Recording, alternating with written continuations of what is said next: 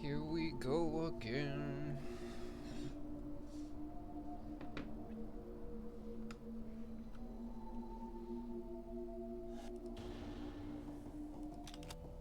I got one more after this, and then I'll get to do speed runs. So many speed runs. I've always felt alone. My whole life. For as long as I can remember. I don't know if I like it. Or if I'm just used to it. But I do know this. Being lonely does things to you. Feeling shit, bitter and angry all the time just eats away at you.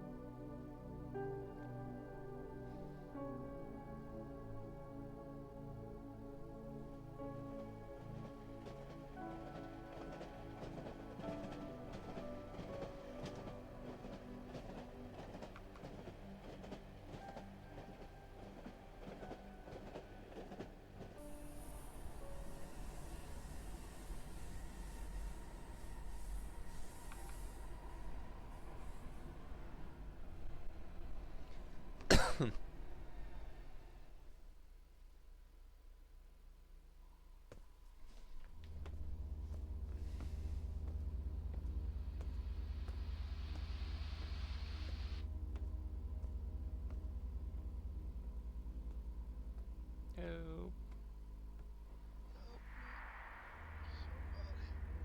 Shit. What happened?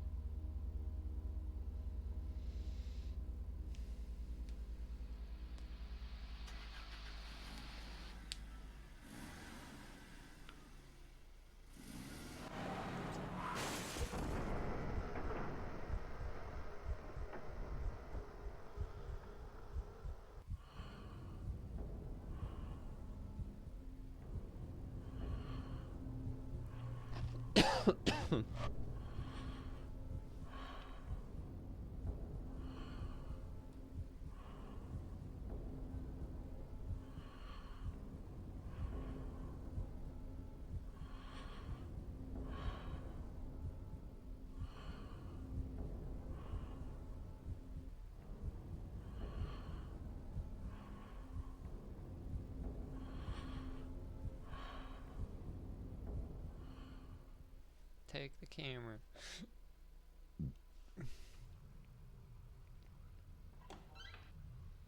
I wonder what the photo is that's on there originally. Hello, I am Andreas Rönnberg, also known as Rumpel, and I'm the level designer and leader for Cryofear.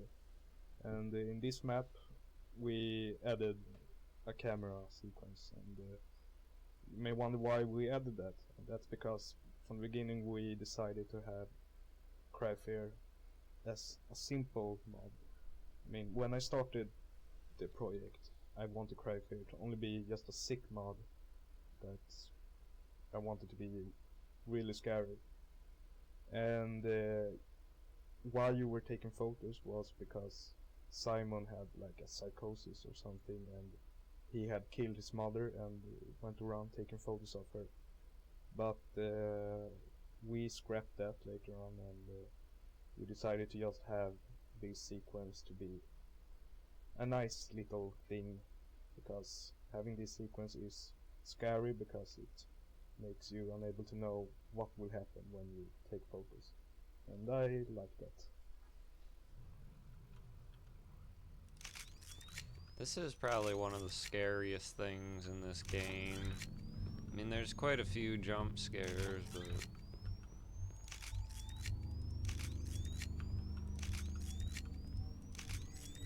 Hello, I'm James, or Minwy, and I'm the programmer for Cryofear. This nightmare level is pretty interesting, although it's by no means technically sophisticated. Like the rest of your weapons, your camera is shooting out invisible bullets, so to speak. When the bullet hits a wall or other object, it will check all entities in its immediate radius. If it finds the invisible object we place over the crosses, it triggers the event it's tied to, such as making the writing that's scrawled on the wall appear, or a hanging body or whatever.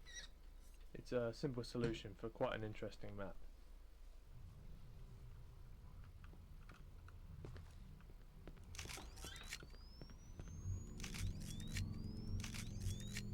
Beta testing this mod was more than I asked for during the final stages of development. First of all, because it was so amazing to actually play the mod and see how everything worked out and was still getting worked on. But also because the mod hates me. I had so much trouble getting it to work because of bugs and whatnot, and no matter how many times I tried, I couldn't get it to function properly. This, on most part, was user error by me. I failed to update properly and generally lack any experience towards coding. My point is that you players and fans, I hope, have no idea how lucky you are to play this final version of Cryofear. The work that Andreas, James, Georgie, Stig and Ainda has put down into this mod is nothing short of awesome.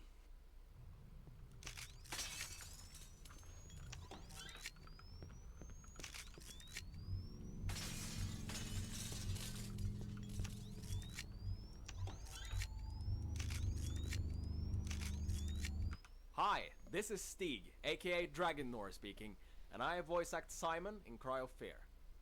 Being a voice actor for Cryofear has been quite a journey, and I mean that literally.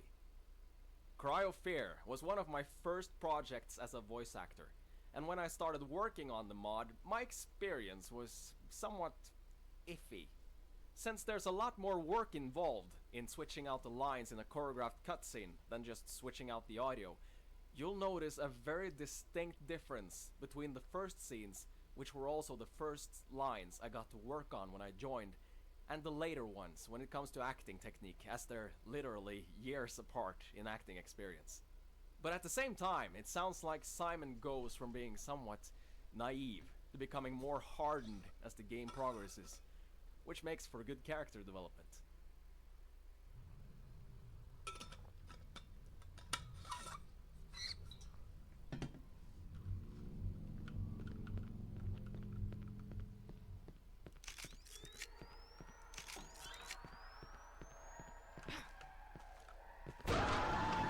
Jesus, dude.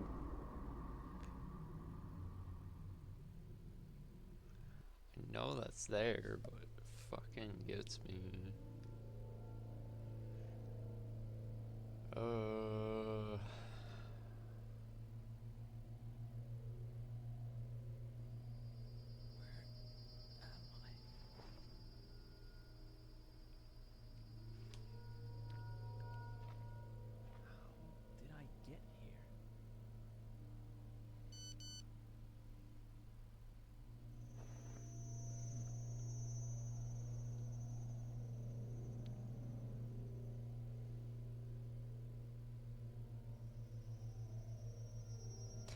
I don't know, I could probably do the hardest difficulty too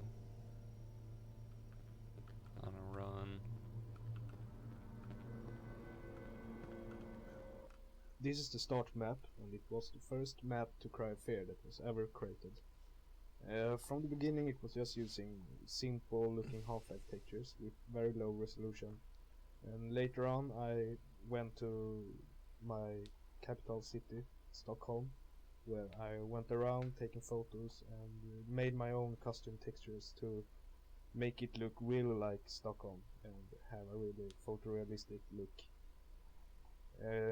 Then later on I wanted to make the windows in the buildings to have their lights on, and I wanted to have people standing there and watching you. But I never added it because I didn't want to confuse the players too much in the beginning. I wanted it to stay kinda simple in the beginning, not have too much shit appearing.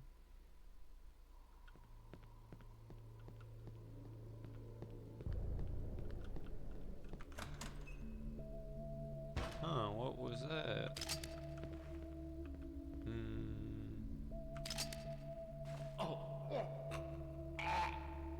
French! That shit cracks me up every time.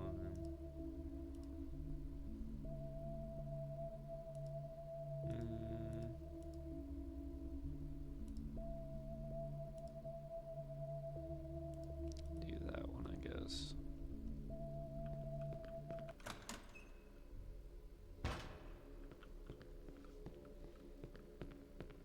This padlock puzzle is one of my favourites in the mod because it's so intricate. It relies on many variables. As you may have noticed, the number is actually randomly generated from 11111 to 9999. So that means you can't just play through the mod and then remember what the previous combination was next time you play through.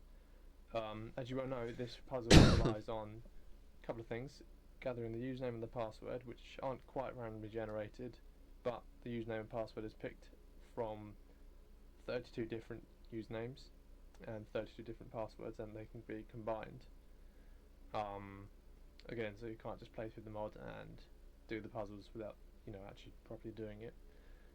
We decided to do this because it's just the kind of, we want people to see what we've made. We don't like the idea of people just running through the mod remembering what the solutions are. We want people to actually see what we've done, especially Rumpel's work on the churchyard area where you get the username and password. It's very, very good mapping. We want people to experience it.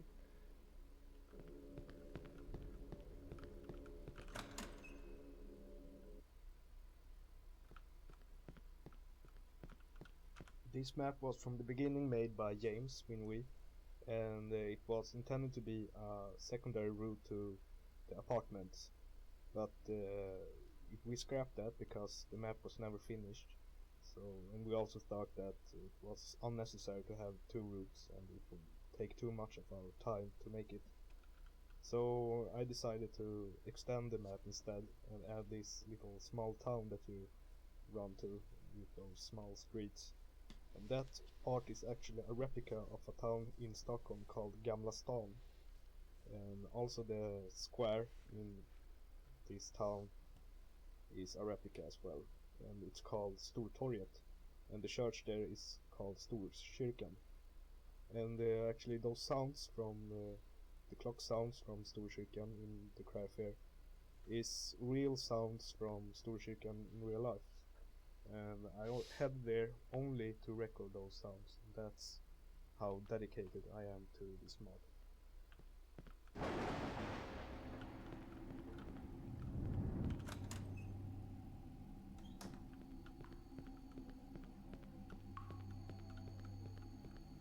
I want to try and shoot that dude in the window. I don't think it's gonna do anything, but you never know. If I can remember, hopefully I get it.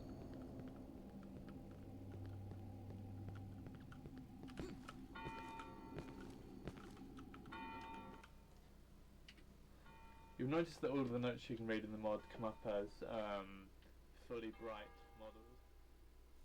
Why does it do that?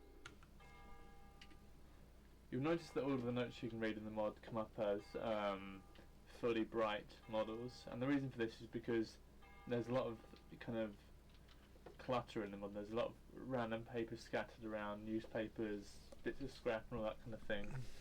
So to help players to easily identify what you can and can't read, we made the notes, just like the weapons, come up as full bright.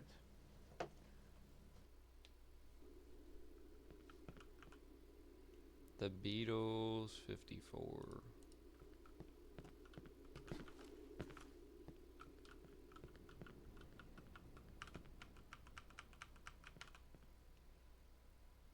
Jill username. The Beatles 54 and Jill username.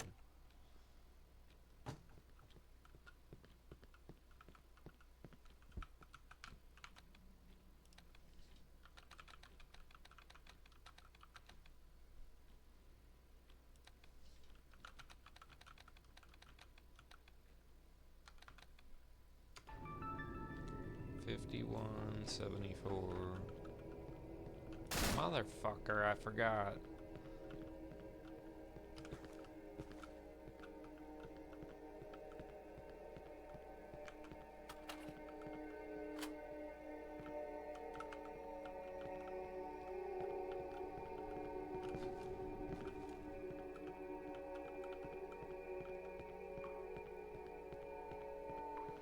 Got too many things going on there.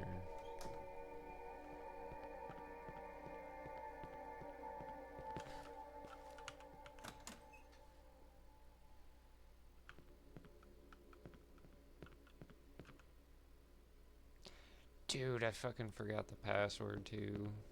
Motherfucker. 5174, is that right?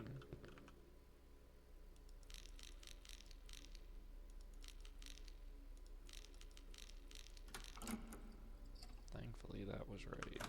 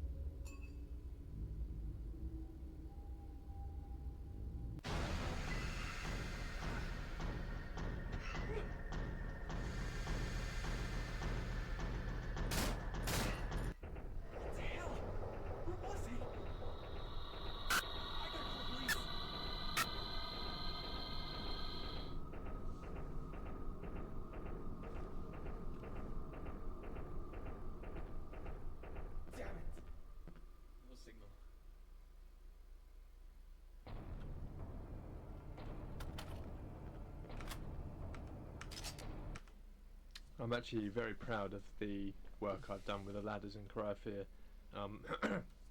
This was actually added very late in development, probably later than it should have been because it's quite a lot of work. This was after we started working with model-based cutscene cameras. If anyone's familiar with Half-Life mapping, they'll know that normally you have to use normal Half-Life entities and special objects that the camera will move to and from. That's very annoying to work with, and you don't really get a good representation or idea of what the finished product will look like until you've compiled the map and tested, etc, etc. So I developed a system whereby you animate the camera in 3ds Max and you see what's happening in the viewport there. You export the map to a DXF, import it into 3ds Max, and then you can fly the camera around as much as you like. Using this technology, I realised after looking at how shitty the ladder system is in Half-Life, where you just slide up and down, I decided I want to improve it by having a animated one. So I knocked up a quick animation, which actually ended up being used as the final thing with a few tweaks. And this was actually inspired by Turok 2, which I played years and years and years ago, and that had a ladder system similar to that, whereby the screen would kind of shake around as if you were climbing up, and I was very impressed by that back at the time, and I just thought, why not? Heck yeah. Or you just bypass them.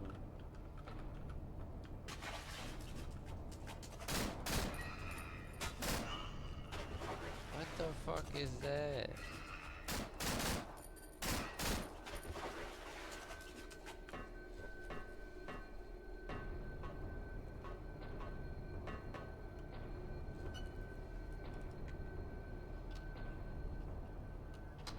Here we go again.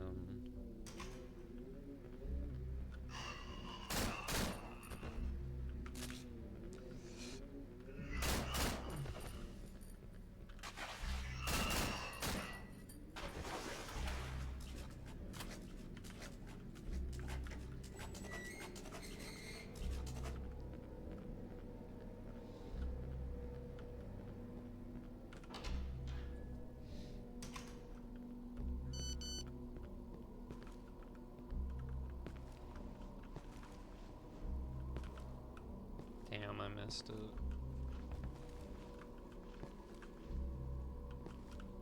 Damn, I missed it again.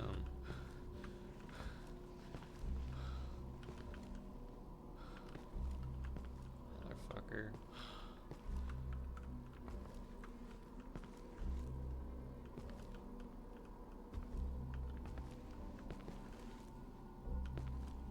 There we go.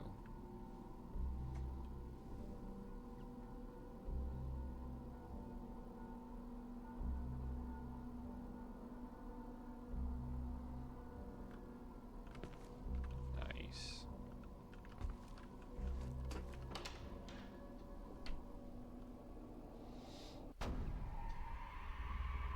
This reminds me of Resident Evil 5 a bit.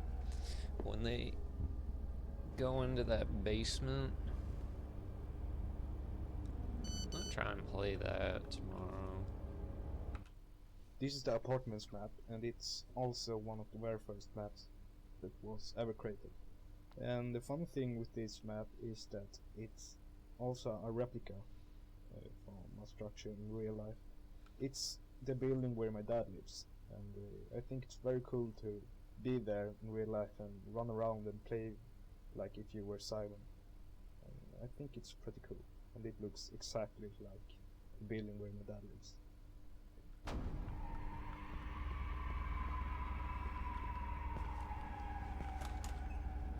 I was gonna go do the other part, but I really don't want to have to do all that. Like, Did he do this to himself? There's a key in the bathtub. maybe the next one I will and do it all. Maybe I'll do it normal. Yeah, then it'll take forever to. Hi, this is Stig, aka Dragonnor speaking, and I voice act Simon in Cry of Fear. You might notice that Simon doesn't really react to all the blood smeared all over the bathtub in the cutscene. And the reason for that is that in the initial versions of the cutscene, there was no blood. The guy in the tub only had the pill overdose, which made it more realistic for Simon to sound like he was confused about the guy overdosing on pills before he got there, but not downright disgusted at what he was seeing.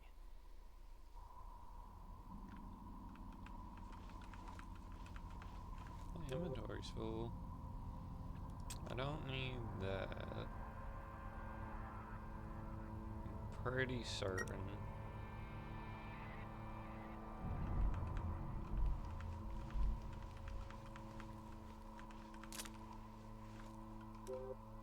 Oh, drop the knife.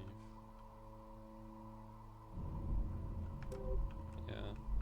Here's the guy who had SMS'd you from the beginning, from the construction thing, where when you enter the apartments you get SMSs like "help me" blah blah, and the guy who lies in the bathtub, he's the one who SMS'd you because he has a mobile lying in the water, and it's pretty easy to miss it, but it's him who is SMSing you. And I from the beginning wanted to have victims who are trying to give you objectives, like this guy in the beginning of the apartments. He wants you to help him, but then he commits suicide. And that was the main plot for Cry of Fear in the beginning, where you are getting objectives from people who are committing suicide, and at the end you were committing suicide yourself. And we wanted to keep that, but we changed that when we got a voice actor for Sophie, and we really didn't make only suicides. We wanted to have a guy committing suicide in the subway station, but we scrapped that, and in the forest and etc. But we scrapped that suicide idea. And yeah, and after every suicide, things started to happen, like in those apartments where everything gets sick and shit.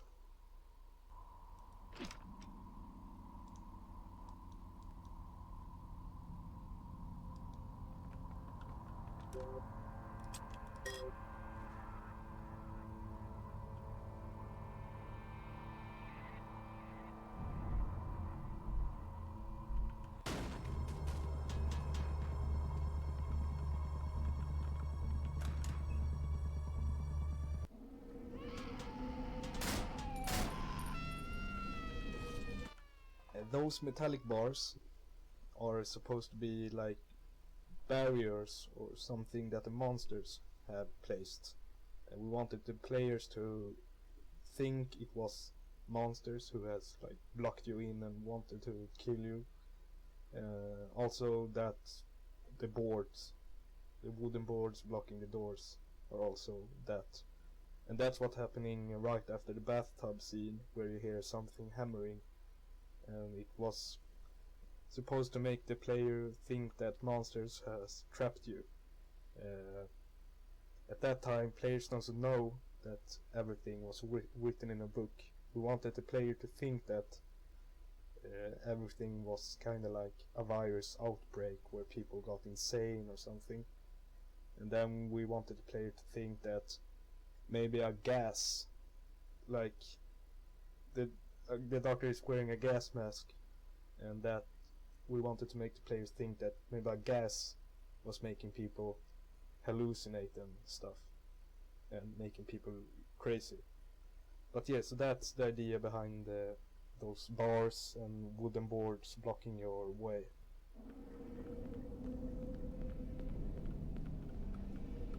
It's this door, I think.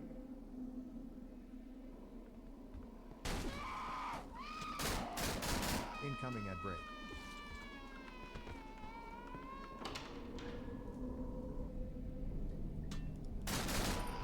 Oh, that was weird.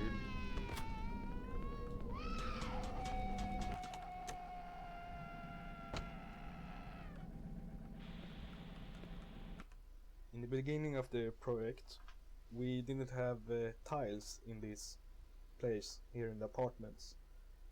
We only had water being there, or maybe not even a water, because we wanted it to be realistic and really make the players feel like the monsters was trapping you. Before, the monsters looked more normal and less fucked up, but after we had played Afraid of Monsters again, we really liked the sick things that was happening in Afraid of Monsters, and that's why we added the tiles and like the room in the apartments where everything has like got a gravity at 90 degrees at the walls. We added that after on, just because to make it a bit more sick. So yeah, that's why it has tiles everywhere. The tiles has just appeared for some reason, but it's nice and makes you scared, I think.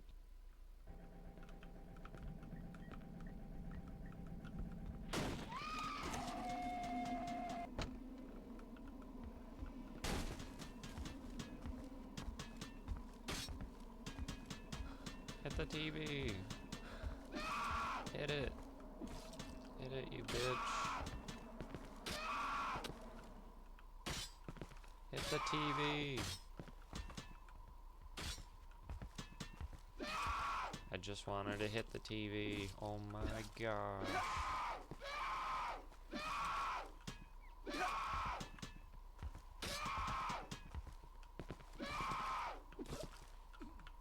Oh my goodness.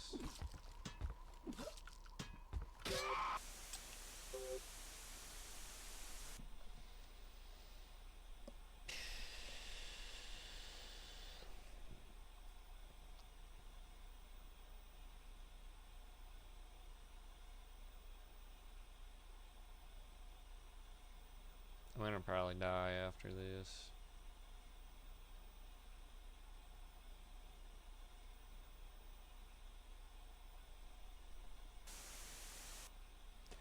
One 799.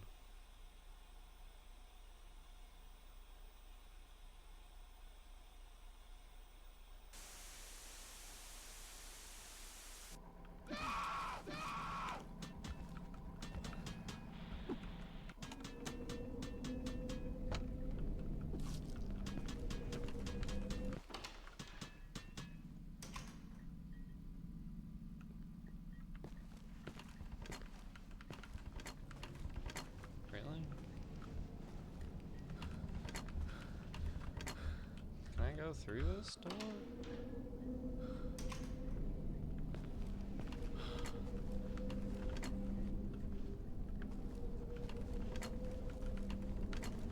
What is going on? Can I not just go upstairs?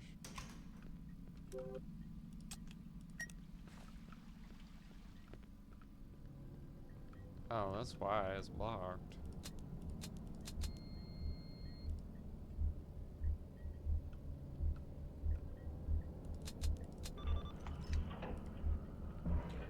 I think this puzzle's pretty nice and it gives players a kind of overall goal in what to do in the apartment, and that's unlock the elevator in the main stairwell. And whilst it isn't entirely obvious at first, there are a few subtle hints that we give to you to kind of guide you in this direction. One of them being the light above the keypad on the top floor in the first darkness, that should draw you towards that. The second one being the note where it mentions that he's disabled the elevators so that the kids have to come up the stairs. The puzzle, the key code rather, is actually randomly generated, and the reason we did this was because we didn't want people just simply skipping out all the nice areas that have been mapped out next time they play if they just remember the code.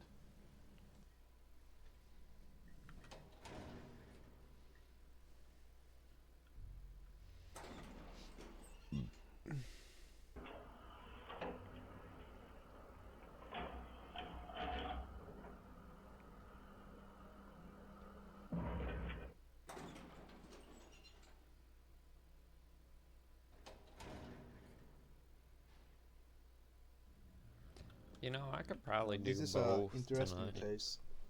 Those stairs, never-ending stairs. We added that for a reason to make the player really think it's not happening for real, that it's all really just a hallucination or just a psychotic moment, psychosis. I mean, so yeah, those stairs are supposed to be there just to make it seem unrealistic, and that's a bit good because then we have a reason to add a strange boss coming over there.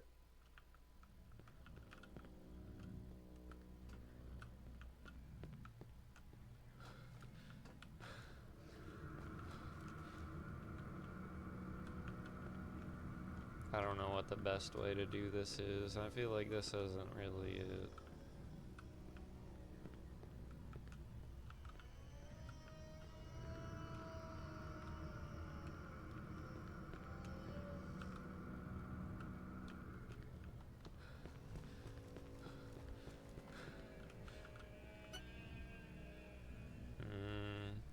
that?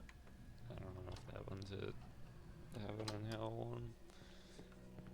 I probably saved over Another the way that one. this mod differs from Afraid of Monsters is that each area is now punctuated by a boss fight, and this marks a milestone in your progress.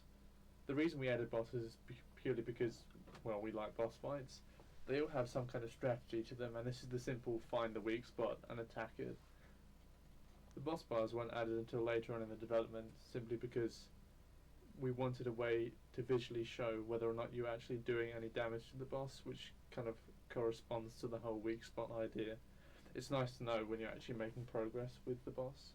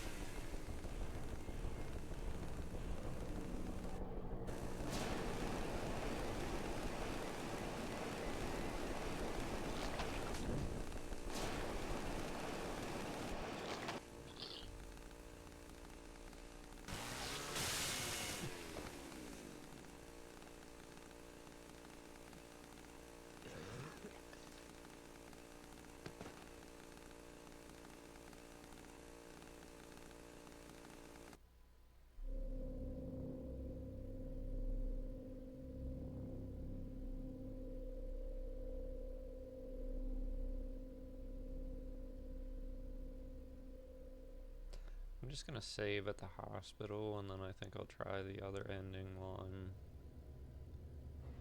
on here, and then I can at least get that done. Relax. I am not one of them. Who are you then? I'm nobody. Or should I do another full run? Here, it's very dangerous. Wait, why are you wearing a gas mask? Are you using something? I look like I'm authentic for nothing. I can't trust you. I don't know if you're real. Just leave me alone.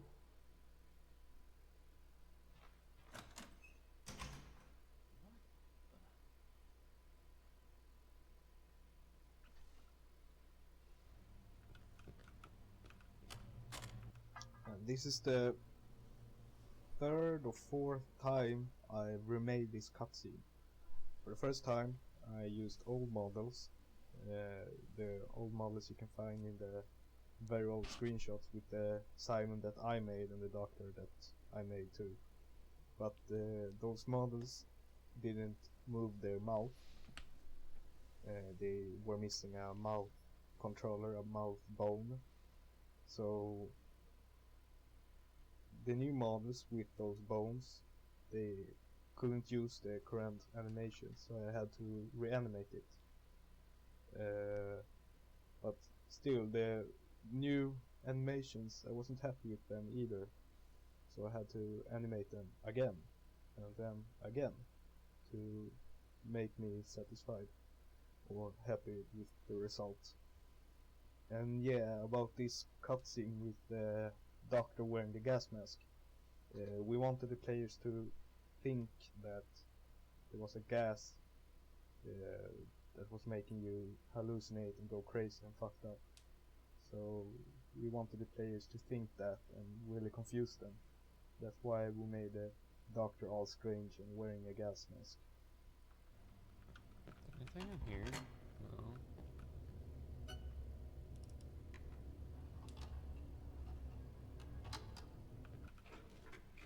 Probably just do that first save.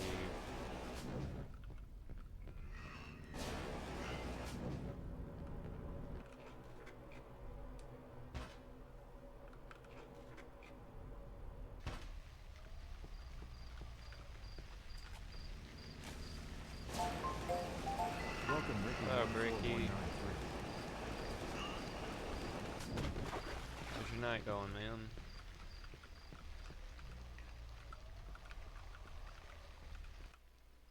This mobile scene is pretty interesting. It's my voice acting actually. My first voice acting ever. It's my voice that's coming from the phone that you are phoning the guy behind the mysterious voice coming. I recorded it by phoning my own mobile and Shout out making to it Ricky14193. loud so you can hear the voice. And then I filmed it. So then I went to another room and talked, and I was filming and recording the sound from my cell phone, and I just talked very strange.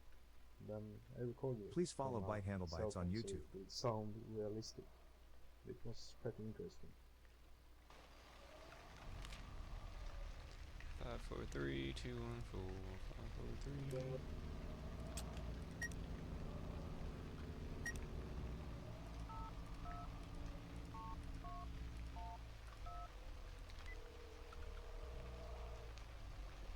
Hello? Hello? Who is this?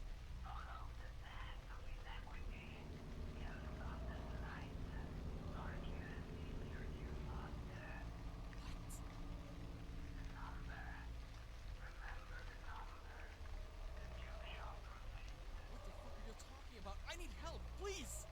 God damn it! Help me!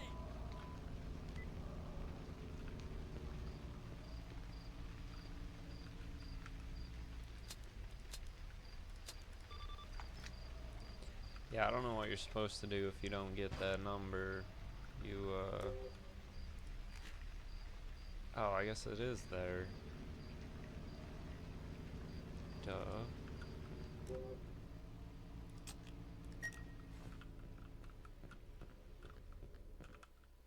Now, this place might be my favorite part of the mod, or my favorite scary part. It's so simple and easy, yet so damn pro. The idea behind this is that we wanted the players to think that they are chased by a guy with a chainsaw, and but there's really not no one there. It's just some sounds playing, and but the players really think that it could be a guy with a chainsaw because they have just met a guy with a chainsaw, the boss. So it's a very good thing to trick the players to think that they are chased by someone, but they aren't. So this is really what psychological horror is about. It's just fucking with your head.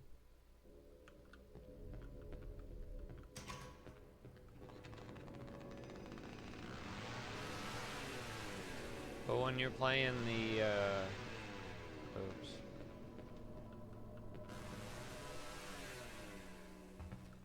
When you play the doctor mode, there actually is one in here chasing you. So that kind of throws you off too. I don't know why it does that.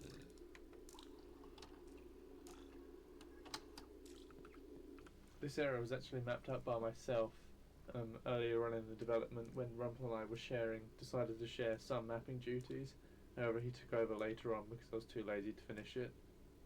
There may be a discrepancy in the styles, but I still think it's pretty nice. It was actually inspired by a book I found in my house about kind of London underground tunnels and sewers, which is, I don't know, pretty interesting to some people maybe. I don't know. But anyway.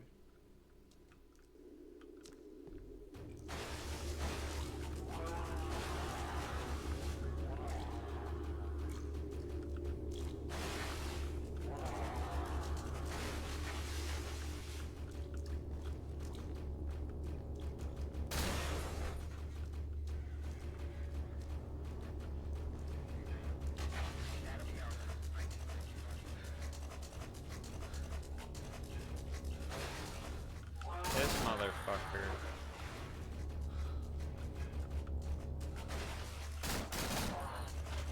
I always think I can run by him, but apparently you can't. I don't have it right. I'm sure you can.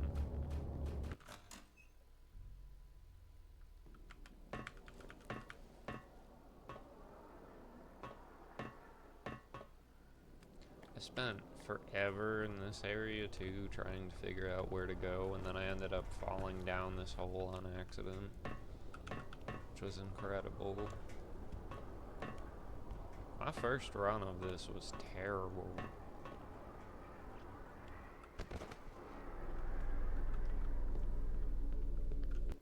I really like those caves in this map. They were actually inspired by a dream I had. I dreamt about I was walking around in some caves with some friends, and I thought it was really scary. And so that's why I added those caves in this mod. They doesn't really look like the How are you ones doing? I had in my dream. I hope you are well. But as I said, Hello. they were just inspirations, my dreams. And the result is nice. It's a No, cool just trying to do construction the finish commentary for thing. it. I've played through this quite a bit. I want to start speed running through the story mode after I do these. How are you doing?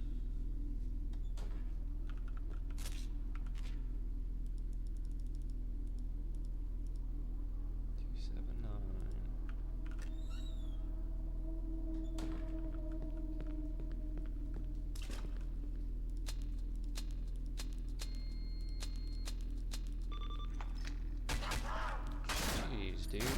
It's like they didn't spawn and now they did. It was so weird.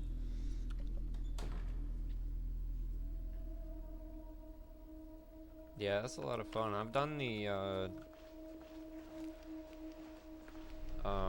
doctor story or doctor mode.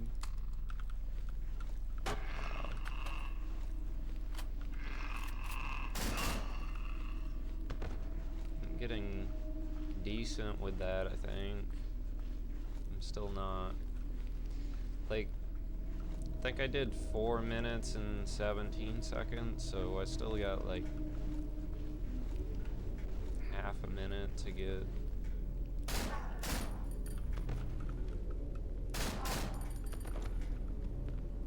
closer to like first place, but yeah, that's pretty cool, I think. You really want to know this spoiler, or this Easter egg, do you? You really can't just find it by your own. Or maybe you have already found it. Or maybe you're just too fucking gay to actually find it by yourself. Just so fucking gay. Just so fucking disgusting, and just so, I don't know, But, I'm going to reveal it to you now. If you use the lighter on the cigarettes, you'll trigger a cutscene. And that cutscene actually has a meaning. It means that, oh wait, you take a smoke next to that guy who has committed suicide, and the camera is showing them both when Simon is smoking. And the idea behind that scene is that smoking kills.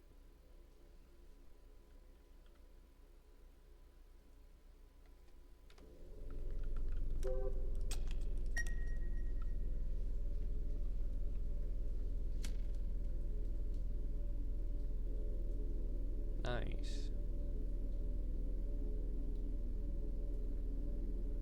What's your best time?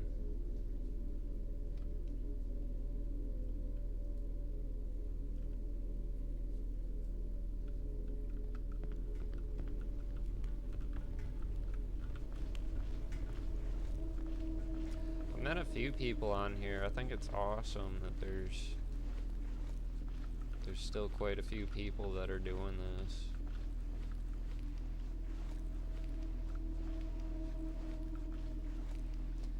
I'm actually surprised there's speedrunners in general. Like there's quite a few games where people are speedrunning. 55 minutes, that's a pretty good run.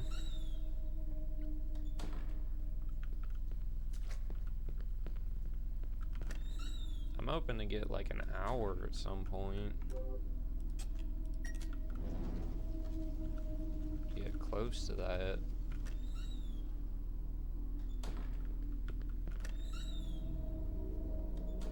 Yeah, well this is like the first game I've actually tried to speedrun.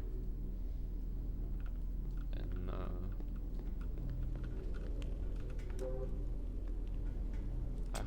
I hope that I can get better, you know? I don't think I'm gonna be doing like, I think the top one is like 43 minutes or something like Incoming that. at break. That's crazy.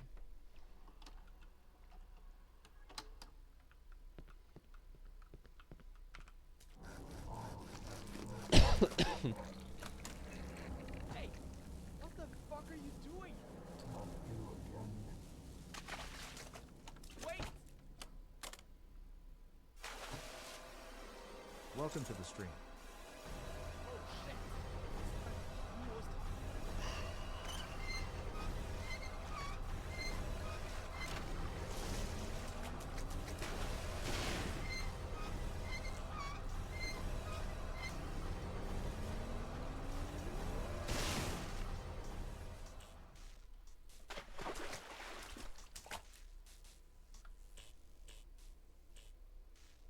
Yeah. There's a lot of content in this game. Like, I thought I was gonna play it through and, you know, that was gonna be it. And, like, each time I play this, I see something new, almost, you know? Like, I've been playing this for, like, a few months now. And then all the, add-ons and stuff like that.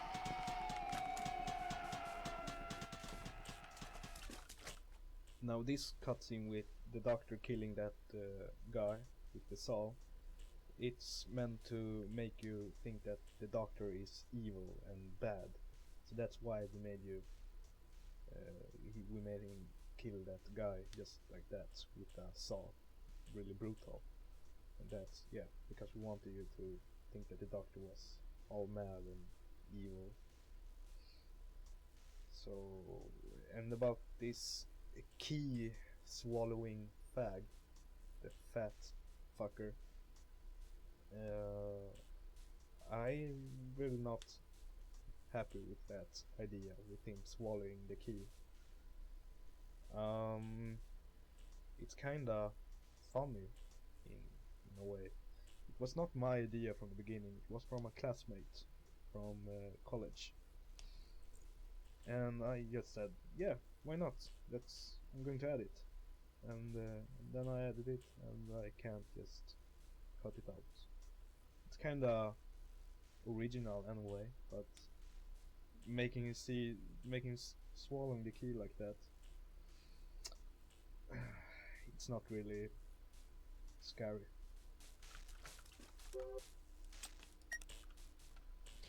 I'm kind of wondering if this is gonna be better than the doctor mode, because like just playing the story mode, it doesn't crash, but I feel like because I restart the game so much, that causes this to crash. Because like I've had my whole, like my monitors go black, and like I can't do anything, like I gotta restart my PC, and it's definitely a problem. So I don't even think that I can like stream that when I'm speedrunning it. I think I can probably do this. I don't want to tell you why I made this. I really don't. I don't think so. No. I really don't. This is too much. No. Really no. No. Fuck you. Yeah, but it seems like I'd play, like even getting this set up, like I'd put the I don't know what it's called, like the keyboard and the timer and whatnot, like all the stuff for speedrunning, I would get it set up, and if I click off of the screen, it like almost immediately will crash.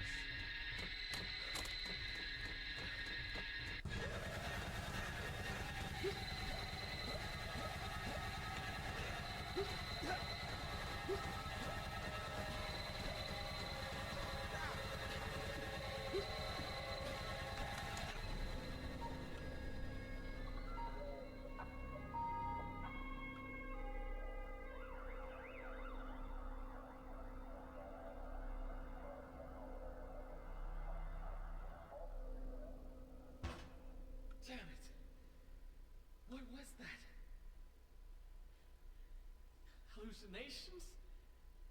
Yeah, I did. Am I going insane? Shit.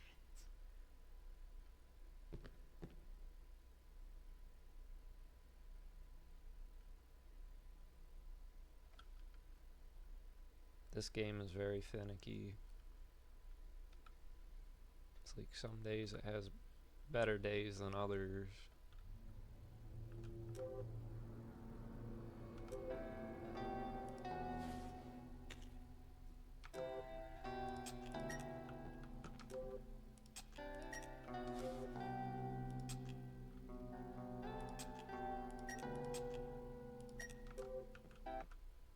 Ja, voll. Sen van vill bossa sig sitta ner för stan, ja. Säkringen upp sig. Det är liksom snart nästan. Så jag tissar du hur nog. Måka björn jas. Så still. Vad snackar du nu? Yes. Ni går gamla. Så känns det. Stöt honom. Stämmer. Look that up.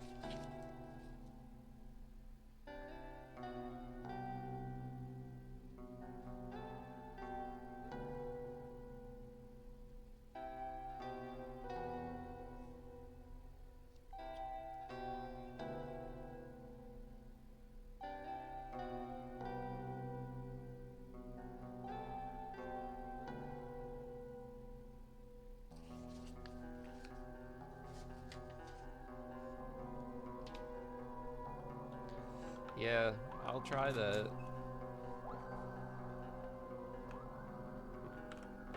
Hopefully it'll help. Like, I didn't have very high FPS for a while either. And I don't know, I'd say like a month ago I figured out how to change that, and that's helped quite a bit.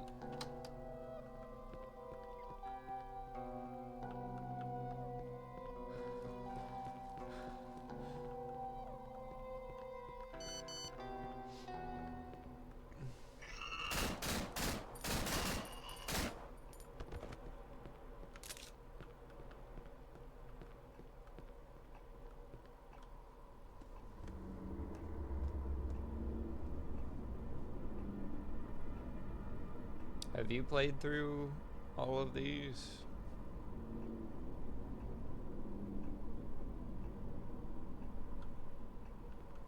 When I came to this point, when I started making this map, I wanted to make a bus stop. So I made a bus stop, and at the bus stop I wanted to have a map, because we wanted you to kind of navigate around the city to find your way home.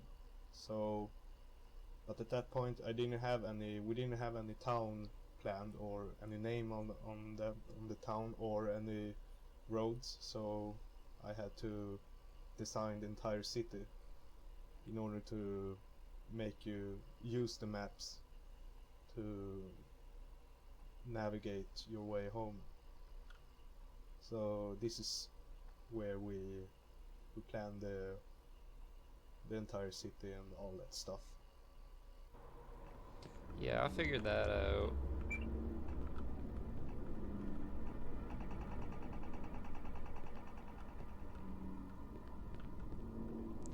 I think it's 99 FPS or 98 FPS now.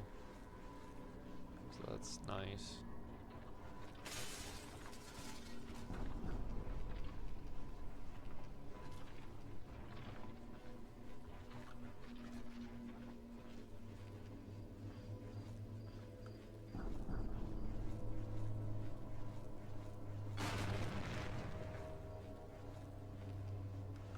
Oh, what the fuck, dude?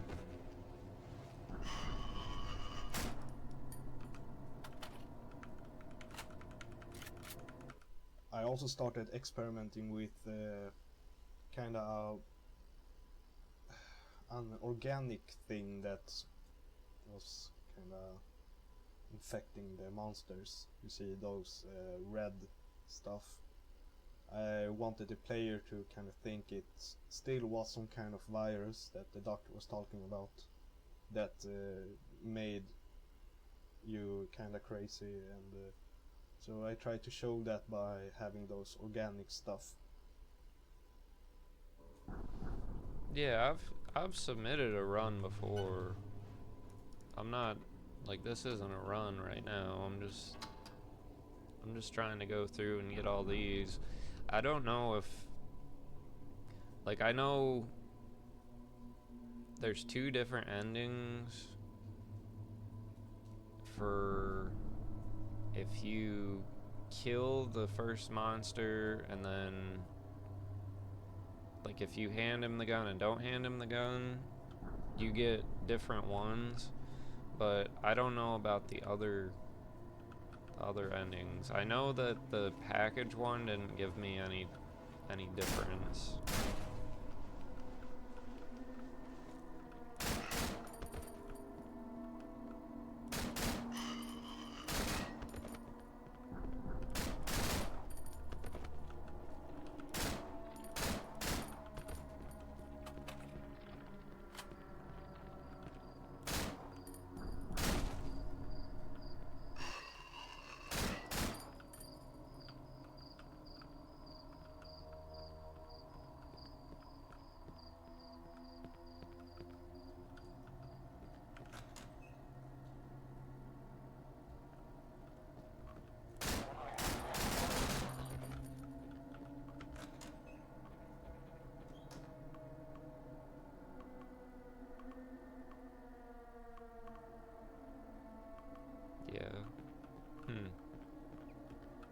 And here I wanted to have something that was following you around, so I came up with the idea to use a very fast guy with a chainsaw that we call Saw Runner, because he has a saw and he runs.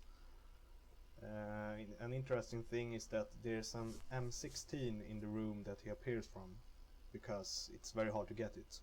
So try and get it. Yeah, I'm thinking that it might have a different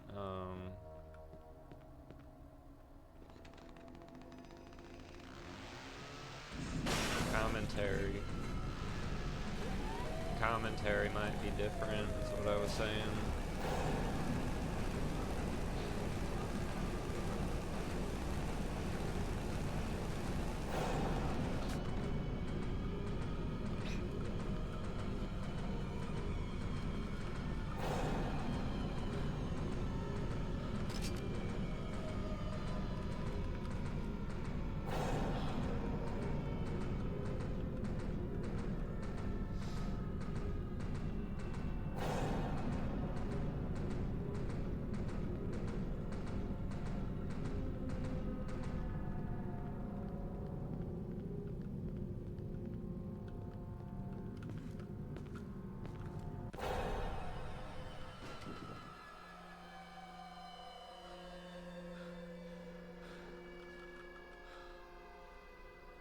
I'm still really bad at that.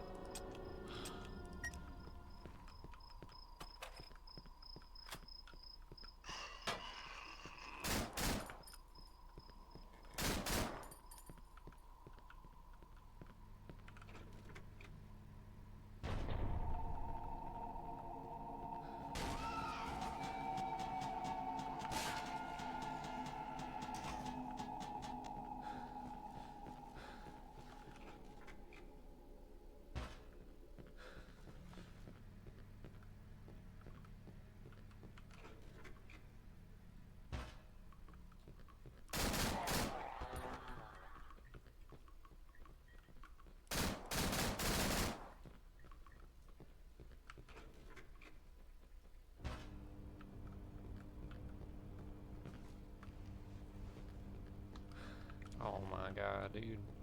I had that, I thought.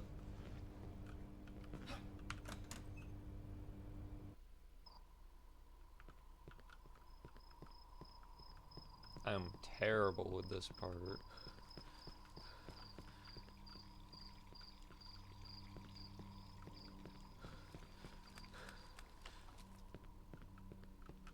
This park over here is actually a park from real life, and this park is located in Stockholm, the capital of Sweden, and this park is named in real life Observatorielunden, or as Swedish people call it, Obsan.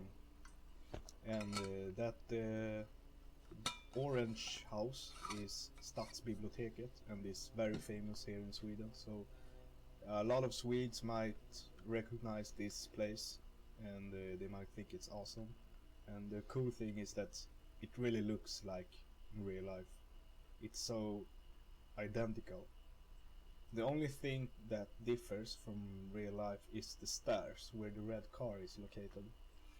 In real life the stairs aren't really there, they are more like where the gate is that you unlock. But I had to move the stairs to that place because of limited half-life shit, you know. Did you see that he might potentially be making a new game?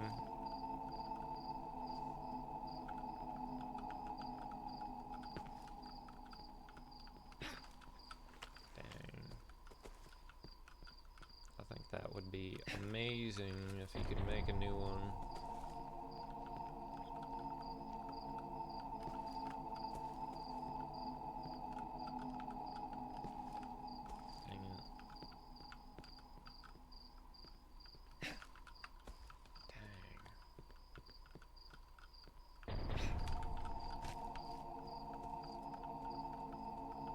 Yeah, I think so. Would be phenomenal. Did you play Afraid of Monsters? Damn it. I just played through the first ending. I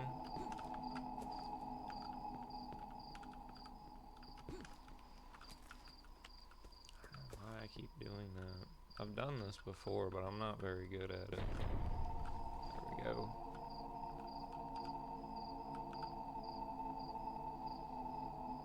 Never completed it.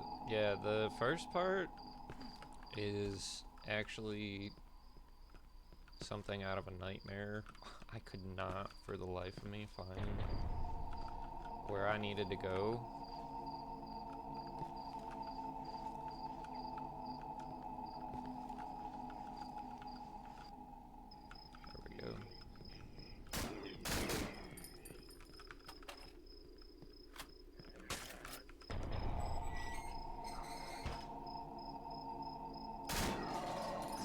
Yeah, I want to do all the endings on that too. And I guess people speedrun that, but I don't know how that goes.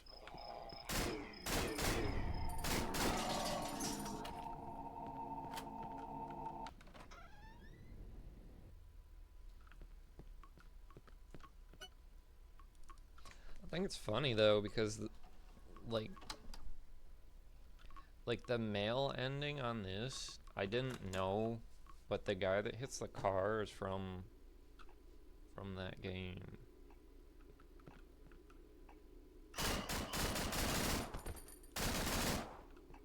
If you haven't tried it yet, you can actually press those traffic lights buttons, but it's a bit tricky, but you can press every button,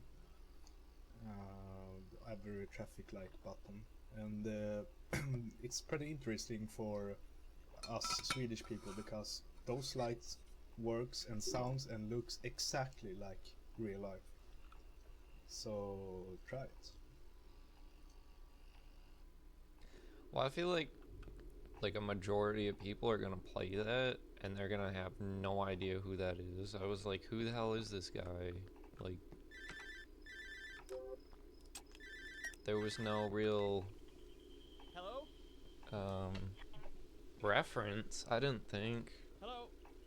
I can't hear you. Who is this?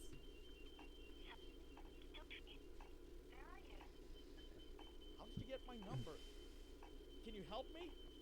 What the fuck is going on in this town?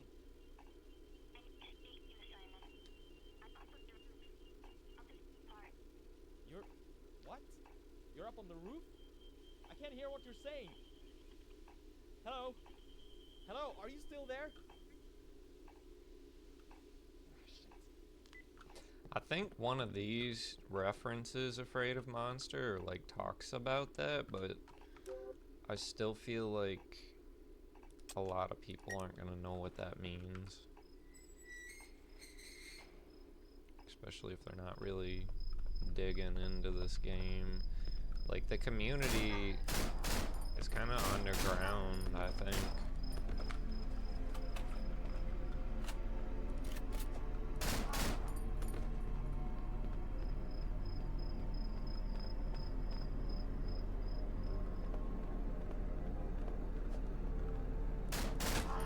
Oh shit.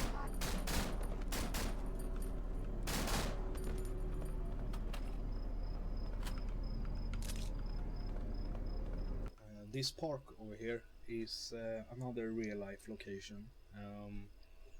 It's called Humlegården and it's also located in Stockholm. I'd like to mention that every place in Cryofear is taking place in Stockholm because that's where I live and that's where I've got reference stuff.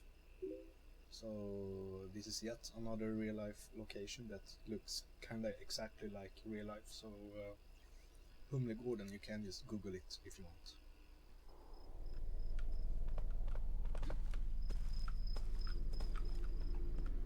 Not very good with bee hopping yet.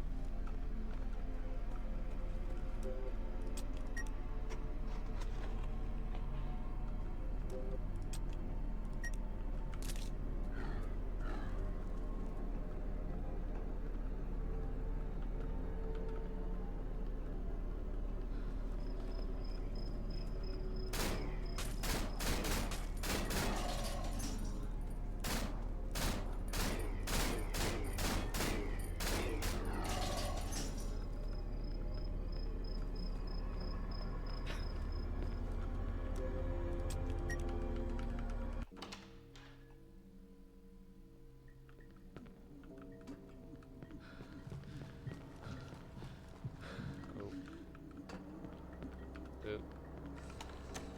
don't know where I'm going. This place, this apartment here, is made out of my brother's apartment where he used to live. He no longer lived there, but I made that apartment of Incoming ad break. of that place in a way. So it looks exactly the same like the other levels that I've been making. So yeah, it's pretty cool.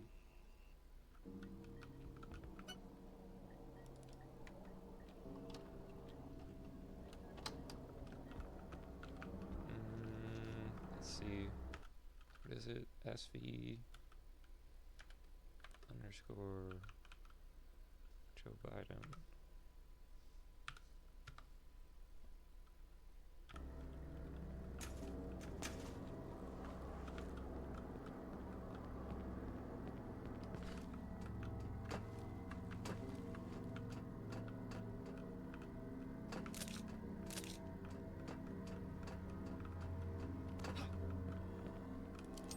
Oh shit, that's not good.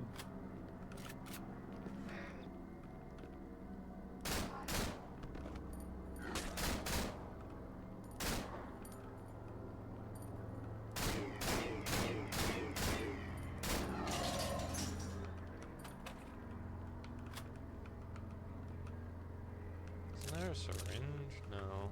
Ammo. I could not believe how many times I've fallen off this fucking thing either.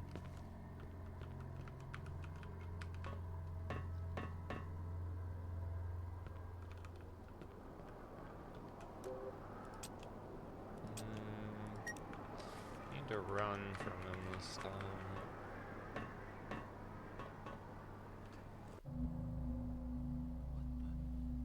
Sophie? What the hell are you doing here? Hi, Simon. What?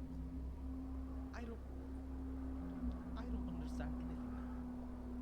What is it that you don't understand? What do you think? The whole fucking city is crawling with monsters and I mean, suddenly you just turn up from these rooms cops. What is it doing here? Are you hurt? Monsters? Simon, you're scaring me. Scary. What the fuck? This is just sick. Well, maybe it's just. Let's talk about something else. How have you been? I don't know. Just confused. Not too bad, thank you. Better now that you're here. Yeah. I'm glad you're here too, Sophie. I've been alone all this time. I see. Sounds tough. But what about yourself? Why are you here? Are you hiding up here from those things? No. I really don't understand what you're talking about. I'm just thinking. Thinking. Yeah, I've been doing a lot of that too. Do you remember how you got here? I don't know. Because I woke up myself, but it wasn't an alley and... Wait, I can probably show you. No. Hush, Simon. Can't we just sit here for a while? Yeah. Sure.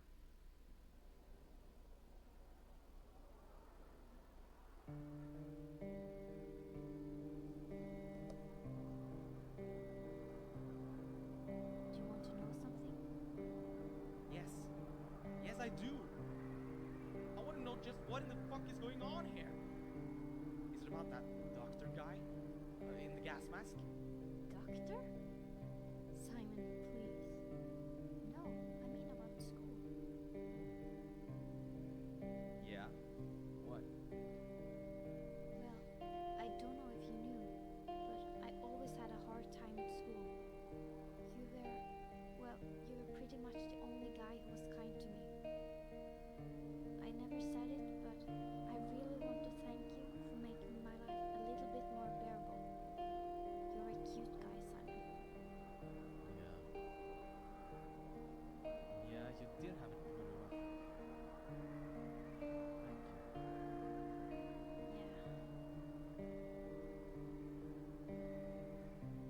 Thank you. Yeah. I guess I helped you because I liked you. You were one of the prettiest girls at school and I don't know, I guess I wanted to protect you. I don't love you, but I think I could if we got to know each other better. You're so beautiful, Sophie. Why haven't you said anything?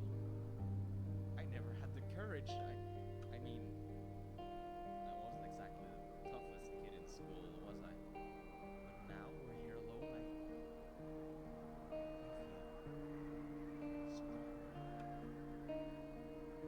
I've always liked you, Sophie. Oh, Simon, I don't know what to say. I always liked you too, but not in that way. I always thought that you were just a friend, nothing more. I'm sorry.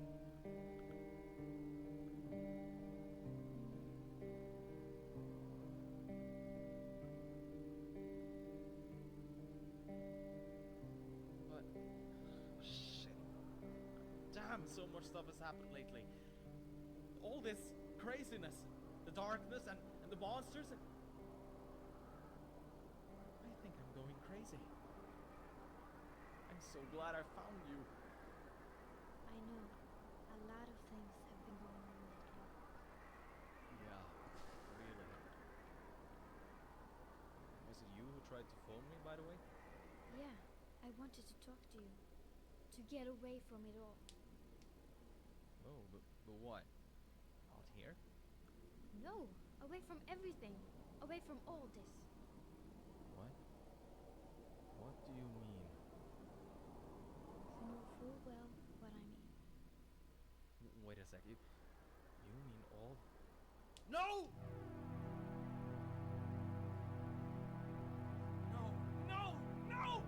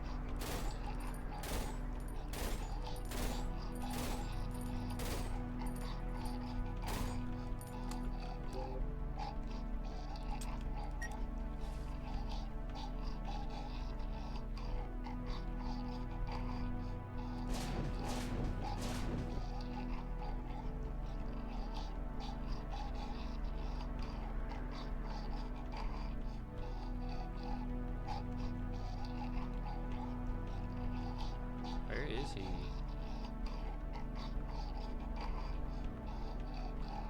Did it glitch?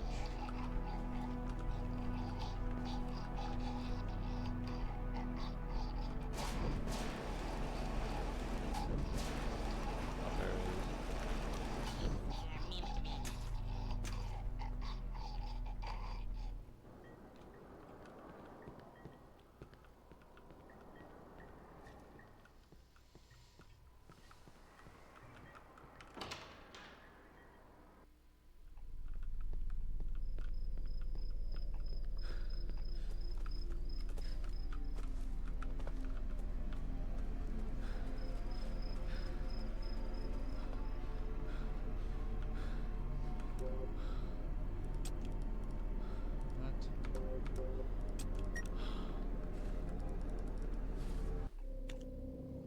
Sophie, Simon, let me go. I love you, Sophie. I have to leave.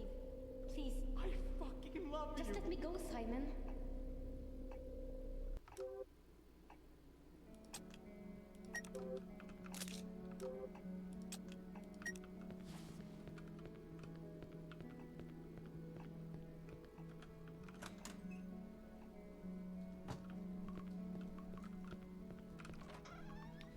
Do you know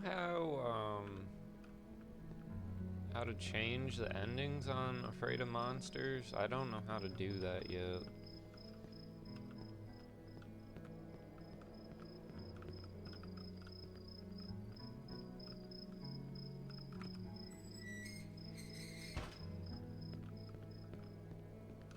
I named this building to TL Trading because I wanted to advertise my mom's husband's company, and his company is named TL Trading. So yeah.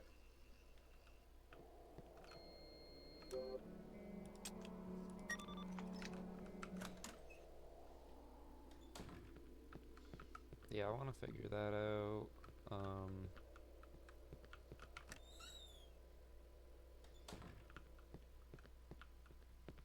don't know how many people are doing that.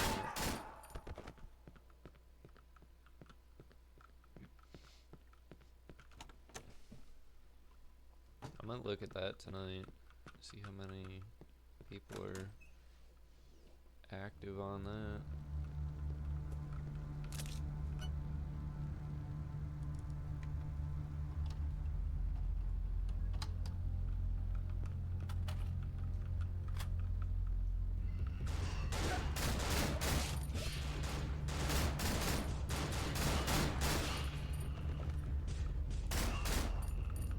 Where are they going? Dang, I'm almost dead.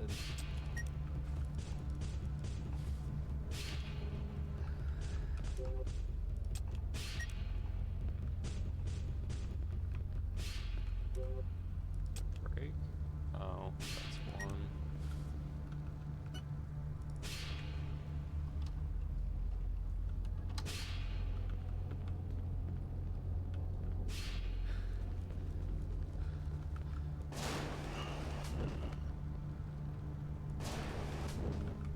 We wanted from the beginning that you will either take the subway or the waterway that you will soon go to, in order to get to Hanson Square. So we wanted to have like a different path to the Hanson Square subway, but we scrapped that and used both ways instead to make the mount longer. Otherwise, it would be a little bit shorter, but a bit funner to play again. But we thought that it was a bit unnecessary. We just wanted to make the mod just long. So we merged them together, the both ways. So yeah, it turned out pretty good.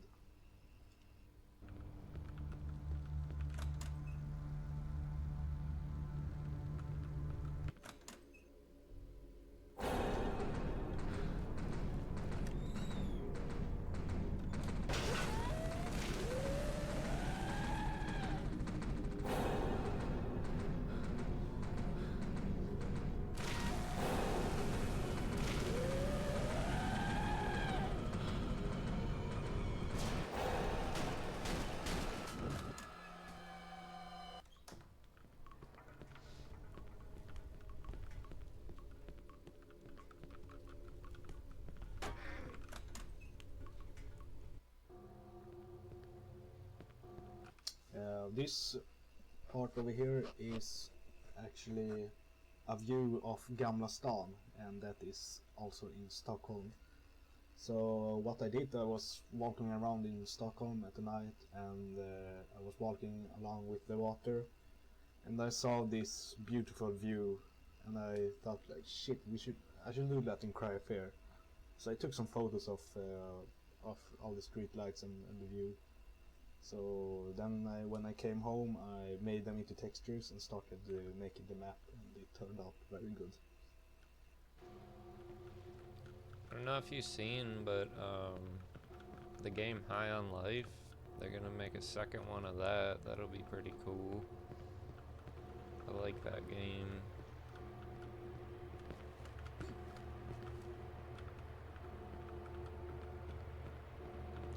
I thought they were done with it because they did the DLC High on Knife. So I figured that they were just gonna be done with it.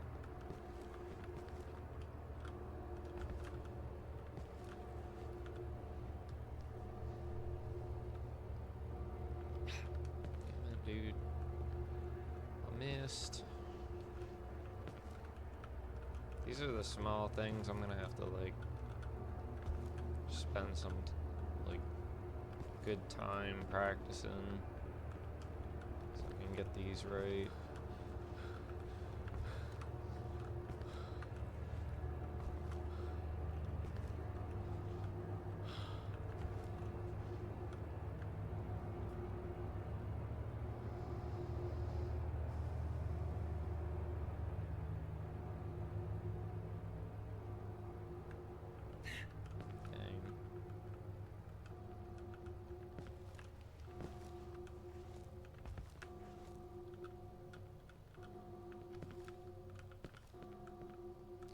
Notice my keyboard doesn't dash right.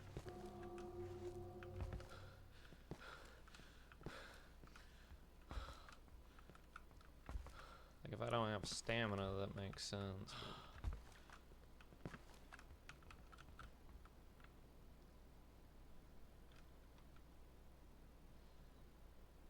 It's like I know I'm pressing it.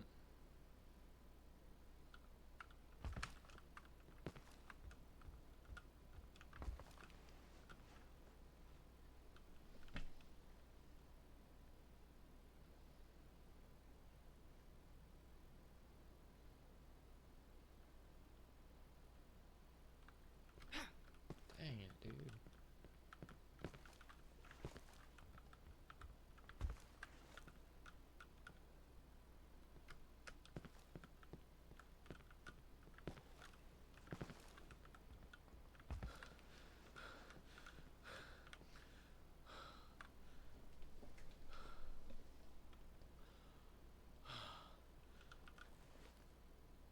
The other day it was the statue I was having a hard time with. Now it's this.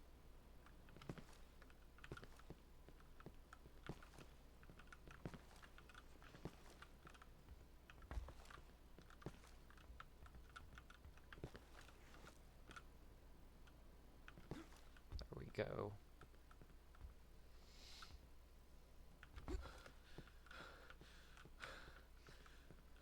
Nice.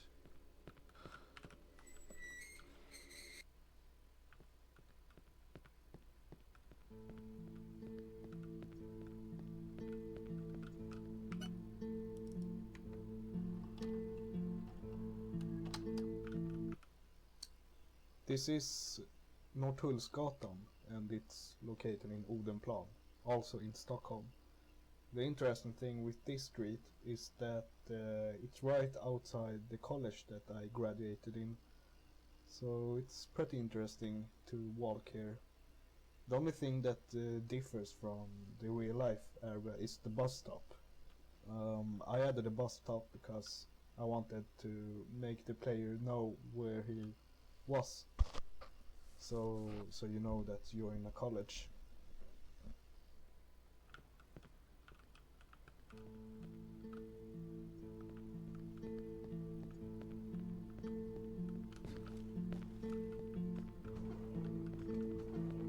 I keep forgetting the keys out here too. Been like going all the way down there. So this is the college I graduated in. It's called Cybergymnasiet, and this map was supposed to be a project that I made at college.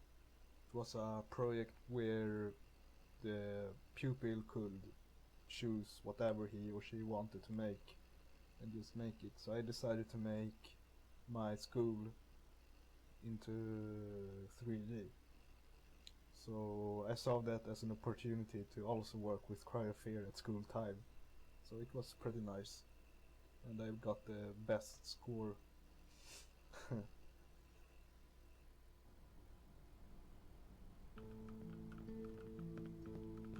Yeah, I keep, for whatever reason, going down here instead of getting that key.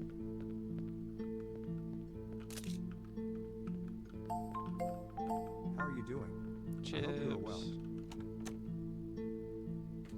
What up, man?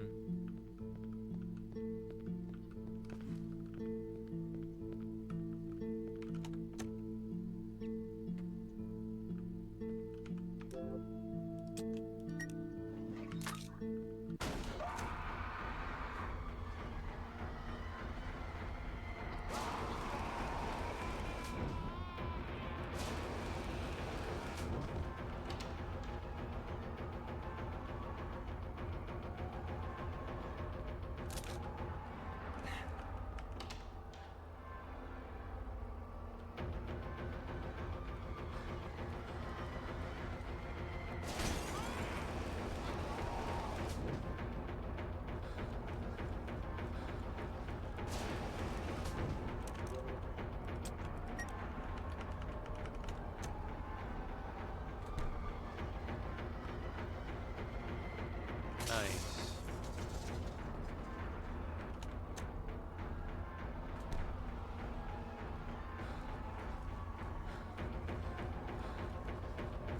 How many more do you have? Does it go to 10? This music's too loud.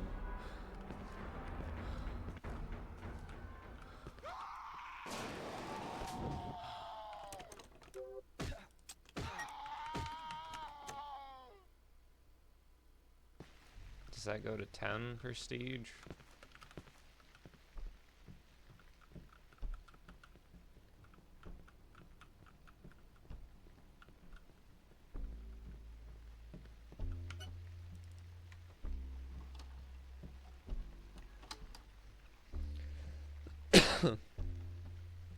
Nice. Getting there.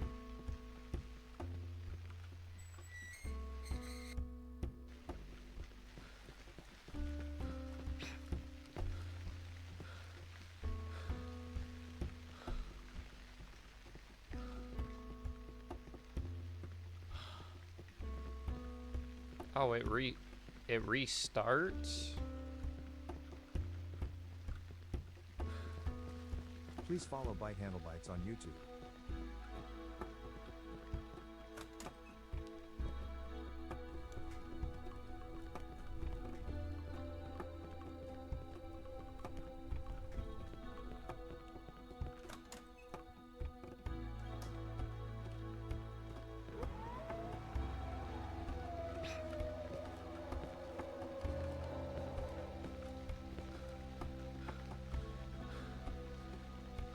That's crazy.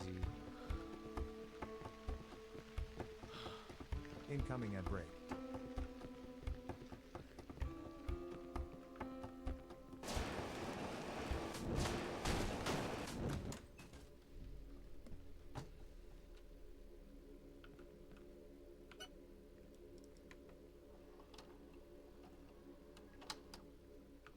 I think I can just glitch through that door too.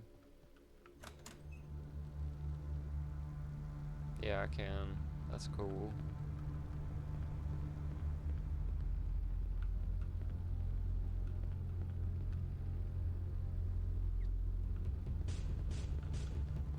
Yeah.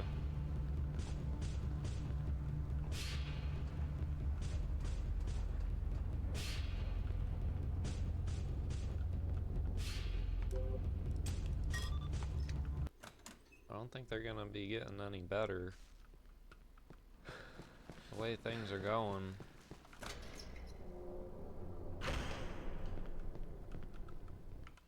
The station names sign here is actually just a copy of the station name sign that is in Stockholm. Although I changed the colors, and I also, of course, changed the names of every station. I got a lot of help from James, who made the names sound more English than my totally translated names was very funny to read them because they were so badly translated, because I basically just translated it from the Swedish names to English. So James helped me out with that, but still it was a pain in the ass to come up with new names to every damn station. And also there was like double the stations before, but I had to cut them off. I removed half of the stations because it just looked messy on the map, and also, yeah, I just wanted to have it more simple. It looks better like that. So yeah, it's a lot of names, but it looks damn nice.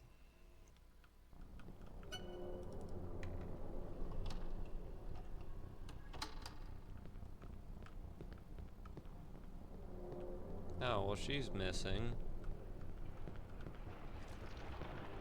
Oh, there she is.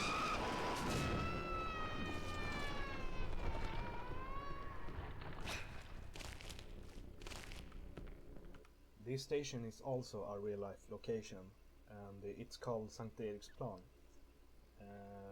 So what I did was I was taking photos on Christmas Eve of this station. So I was modding on Christmas, so I didn't spend any Christmas time, but I spent some Cryfair time.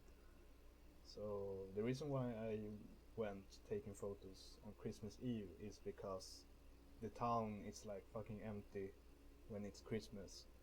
So it's pretty Welcome, embarrassing right-hand walking lights. around taking photos for textures, because people might think you're a terrorist or something. So I like to do that when it's all empty. I was gonna say, every single time you just missed Joe Biden. Actually, I saved it there, right? Let me double check. I'm pretty certain I saved it. I don't know. I really don't want to have to backtrack though.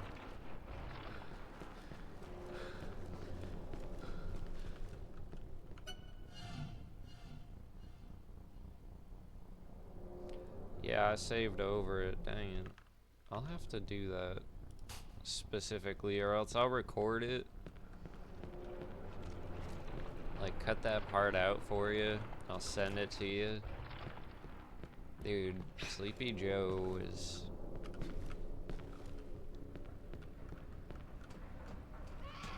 I don't know why he's on this. Like, of all the things I could add. And Cocaine Bear.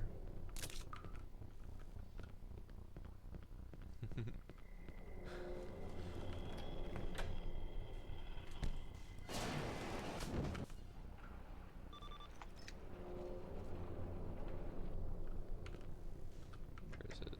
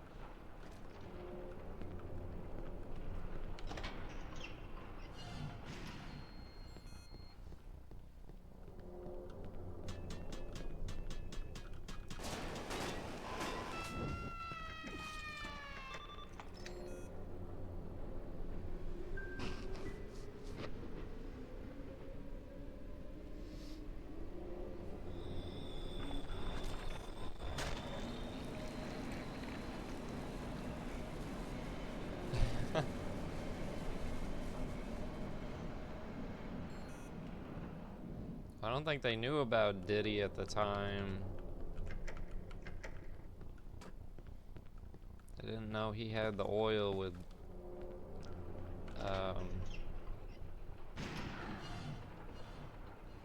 drugs and shit in it.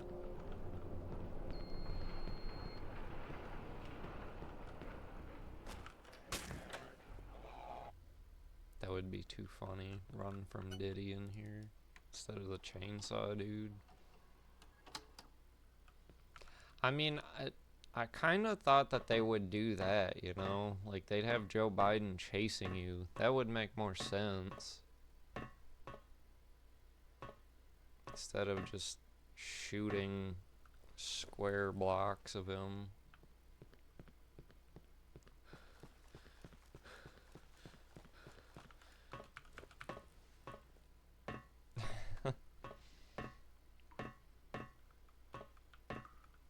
Yeah.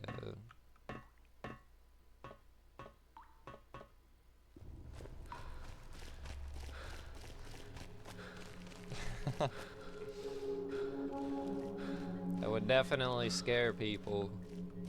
Like, I could smell you.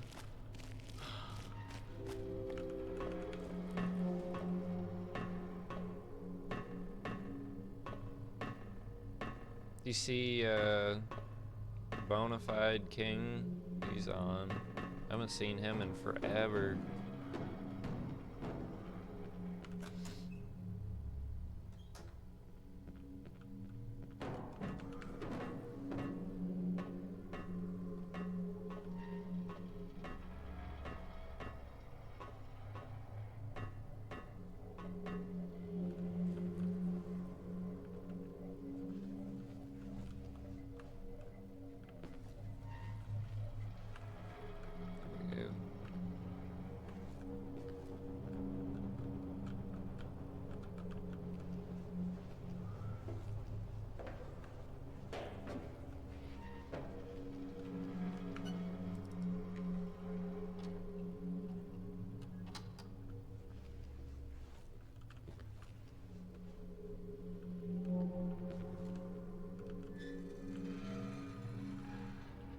Definitely feel like that's better. Because you can, like, jump straight across that, but if you die... Jeez.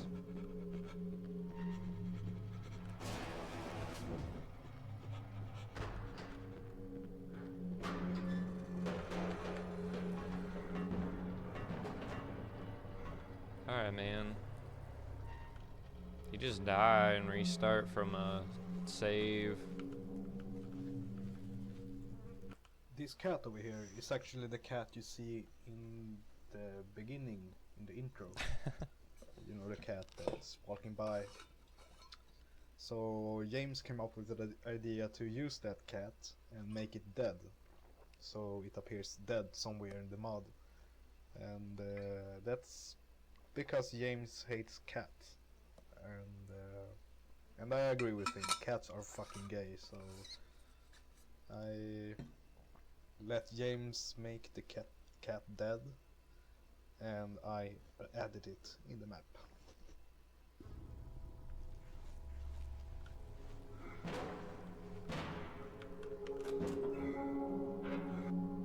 I don't know. Do you think Diddy's going to heaven after all that shit? He's gonna be out of jail in like 2 years.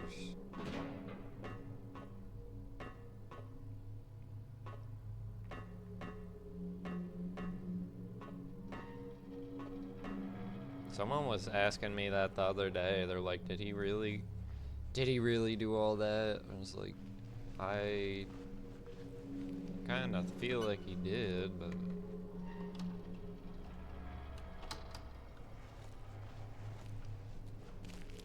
seems fucking weird either way.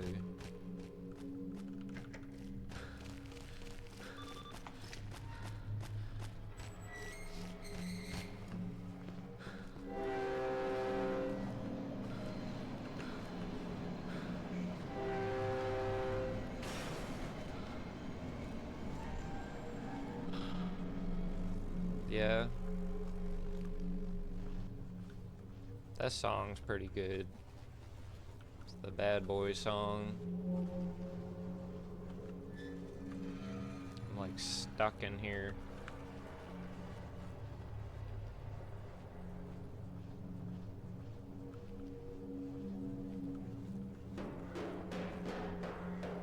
Breaking all them backs. Damn, Chips.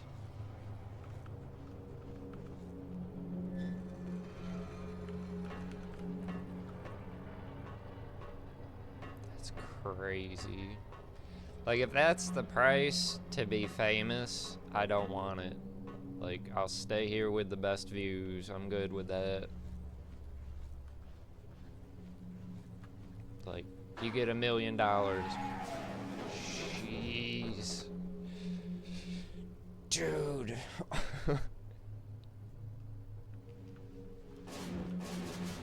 Be like that with Diddy.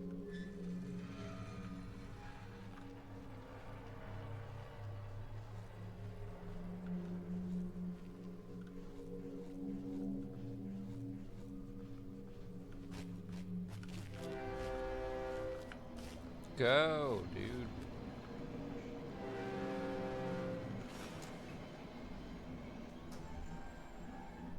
Yeah, I'll jump on in a little bit. I'm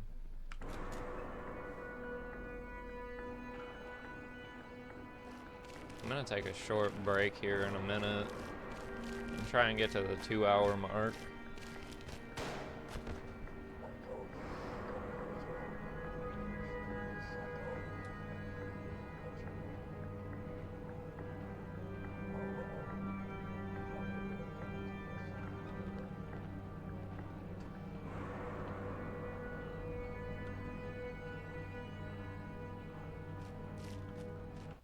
James and I was discussing about having another scene where Simon is just watching and observing the doctor, where he is just being crazy, so Simon will think that the doctor really is crazy. But also no, because you will kinda understand what the doctor is trying to do. We're trying to like make the player think that it's still some kind of virus is going on, and we're just trying to mess with the player's brain, and so yeah.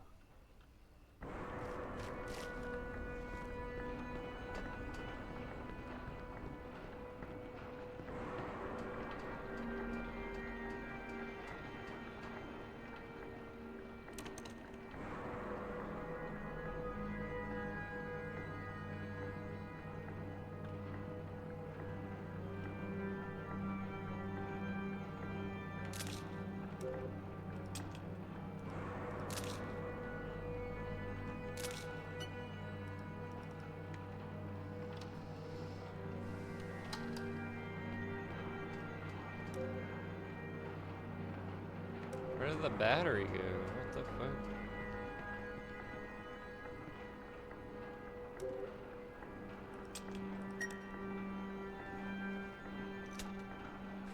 Oh, I combined. I don't know what I'm thinking.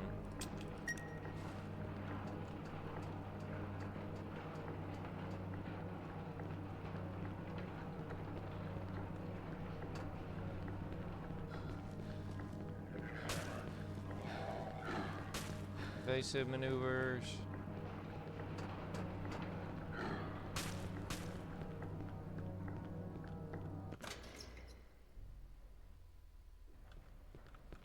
Oh, wrong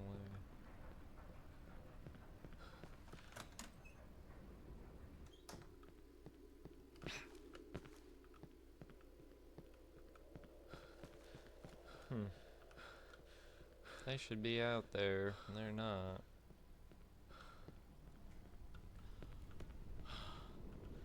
And he's not. That's weird.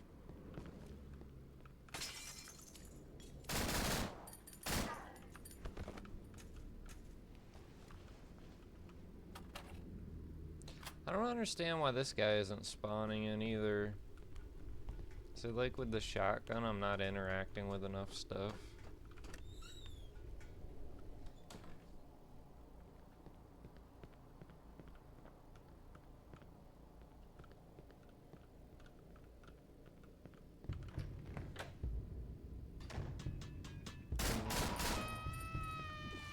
Like, this one should be here. It's not. Right there. Shout out to Chips.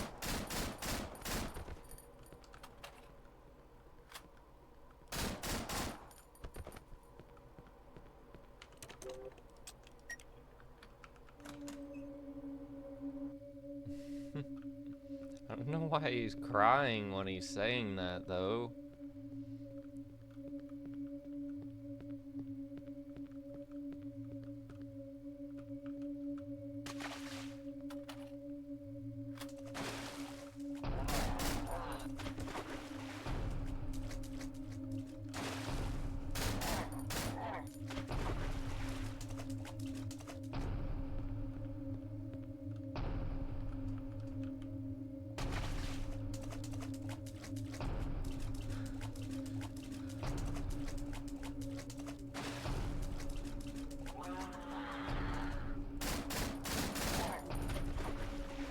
Hello.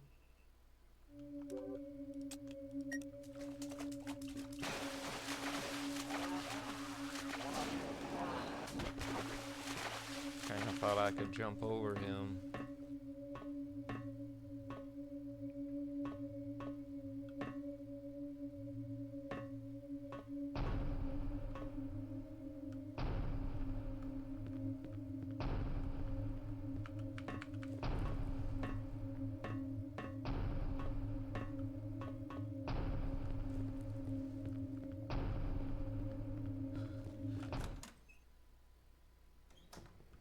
I'll try this again. Maybe I didn't get him to hit it correctly. Me and James was discussing how we could make the mod even longer. So after I was playing Afraid of Monsters, just for inspiration, I realized that I used a lot of backtracking in Afraid of Monsters. So I suggested, or I don't know if James did it, but we suggested that you should head back to the apartments.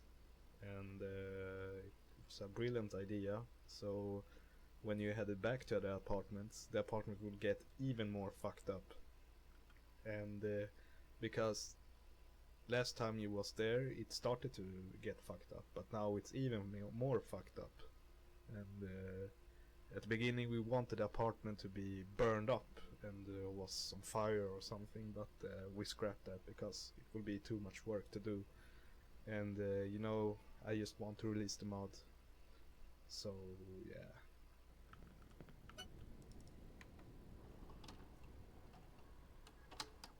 Hopefully I can do this.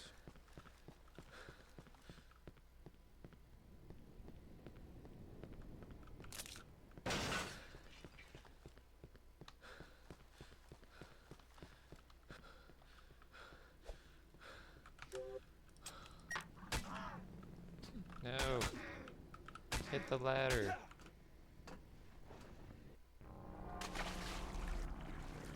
I don't think I did that right. Or it like glitched there, but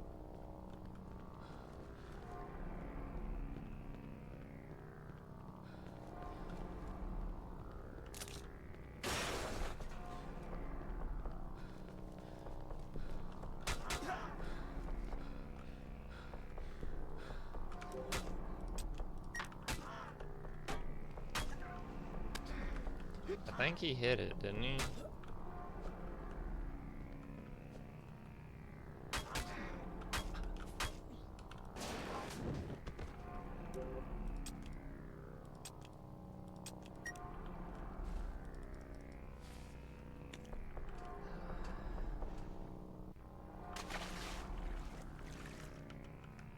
I don't know how to do that shit. I keep forgetting to look.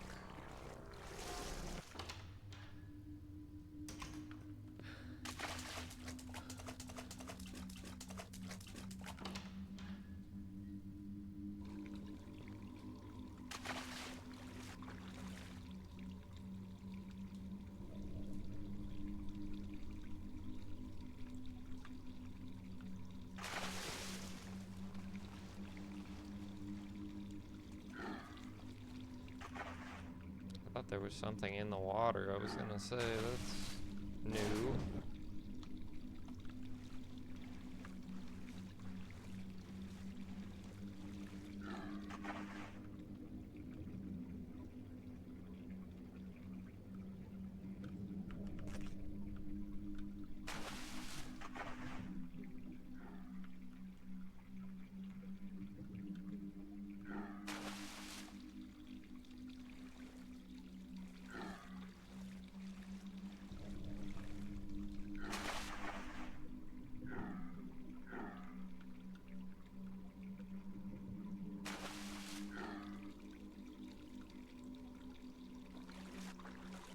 Incoming at break.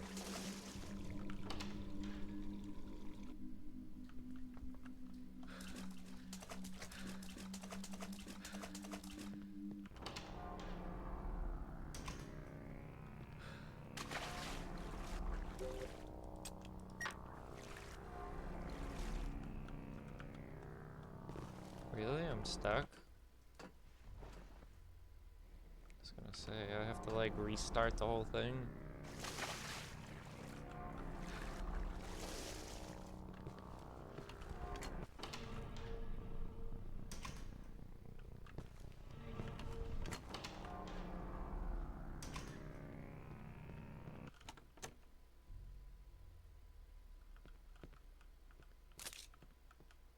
This area here kinda symbolizes that Simon is kinda climbing down very deep down in his mind, and then he hears that this record from the doctor when he's talking about Simon's journal and all that stuff. So yeah, that kinda symbolizes that, and that's why I call this map also for down. Alright, this is a good spot. I'm gonna take a quick break, get something to drink, and get something to eat, and I'll be right back.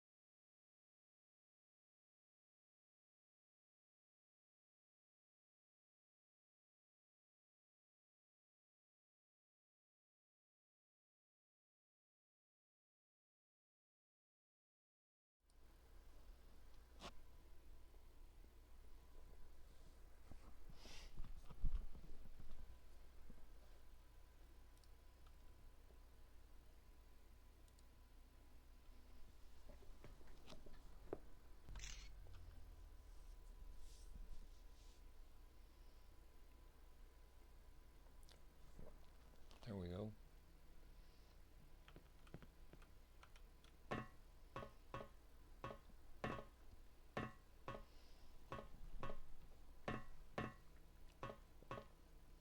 Got cornbread and lemonade.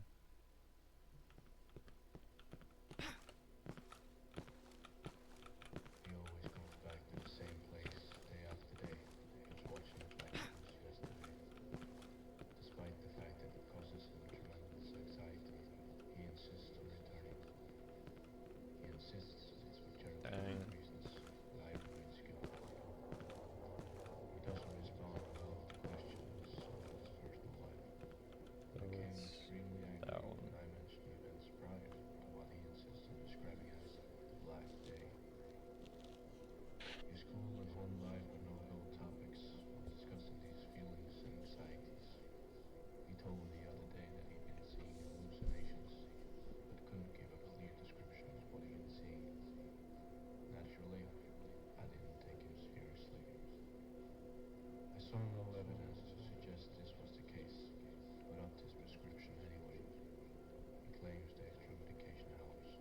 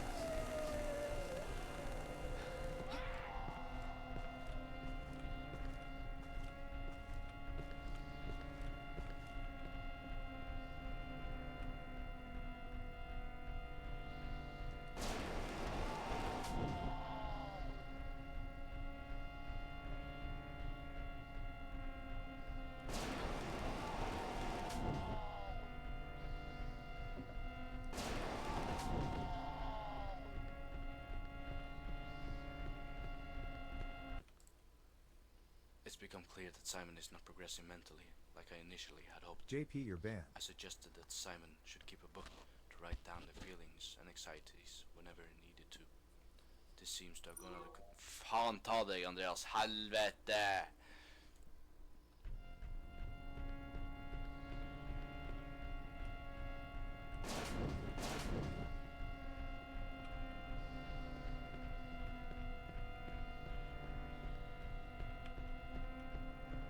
And the last bit where you run into the light, when you fall down to the total darkness, the light is kinda helping you to get out of the dark mind that you just got trapped in.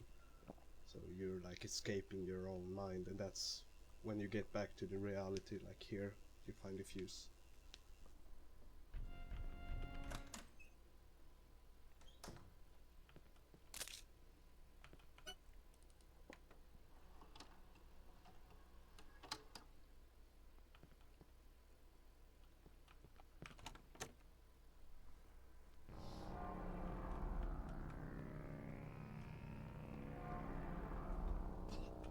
Oh shit. I didn't get him apparently.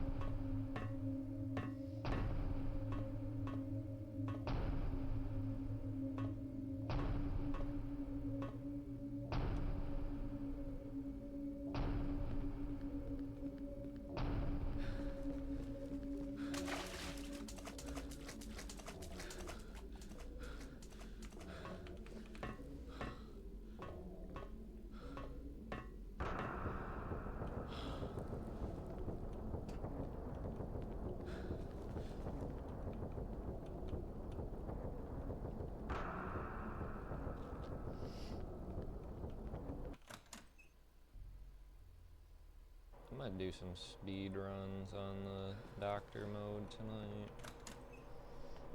I don't think I'm gonna do that on stream though. Well, I don't know, then I gotta set everything up too. I still might do that though.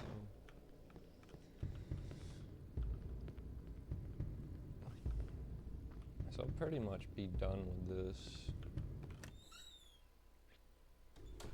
Like I said, if I save at the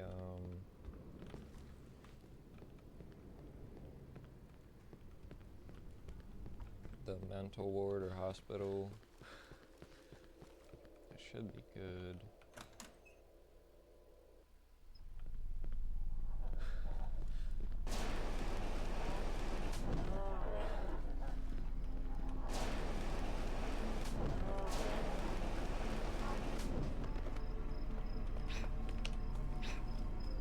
What is that?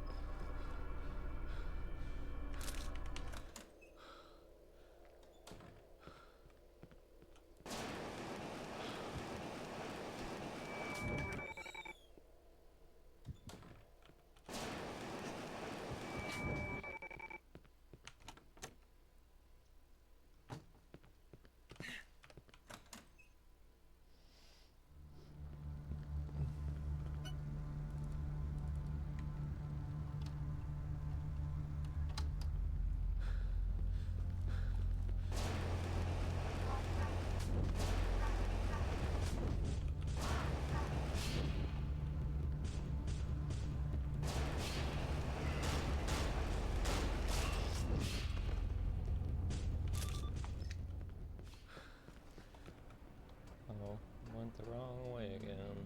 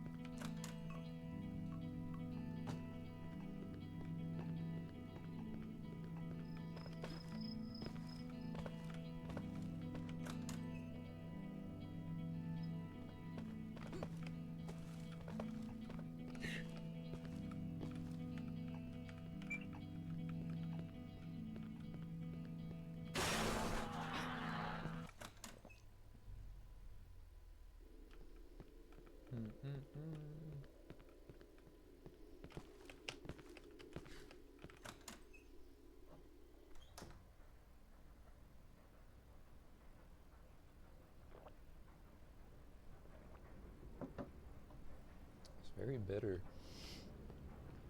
Lemonade. I made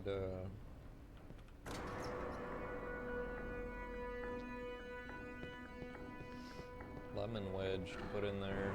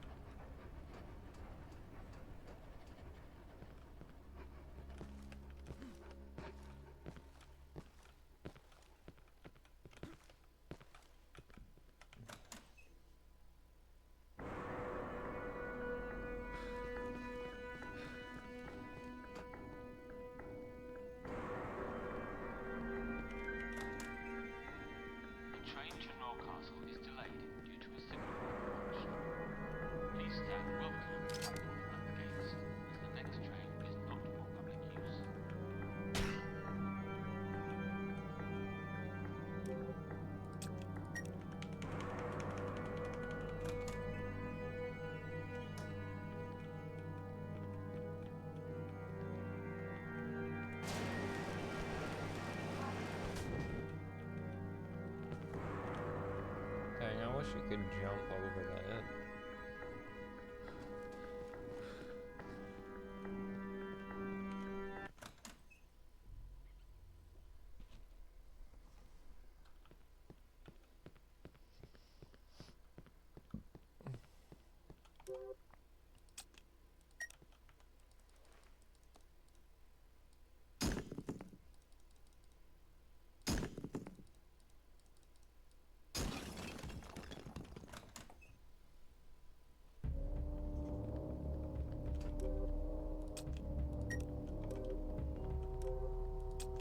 I've seen people do some weird shit, like they carry that around as like their primary weapon, or just different things that I wouldn't normally do.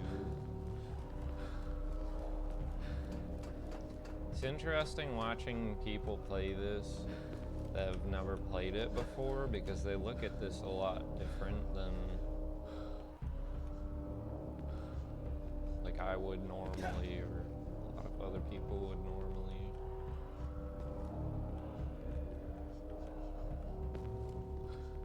I think that's a good thing.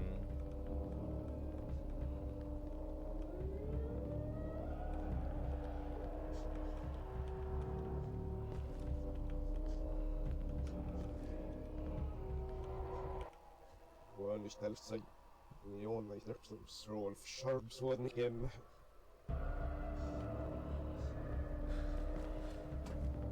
That was close. Nice. Those corridors here are very interesting for me because I had this dream where I was sitting in a mental hospital and I was watching out of the windows. I was looking out the windows and I saw this city in the dark. And when I woke up, I really wanted to make this dream in Cry of Fear. So I did it, and this is how it turned out. It's this corridor here, and you can look out the window and you see the city. It looks exactly like the dream I had. And this is also pretty interesting for Cry of Fear because it shows that Simon was sitting in a mental hospital as well. So, yeah.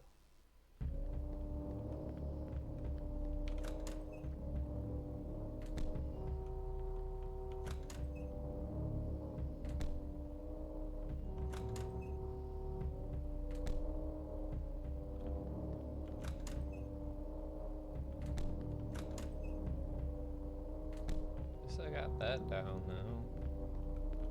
This following sequence where you are getting chased by those upside down guys.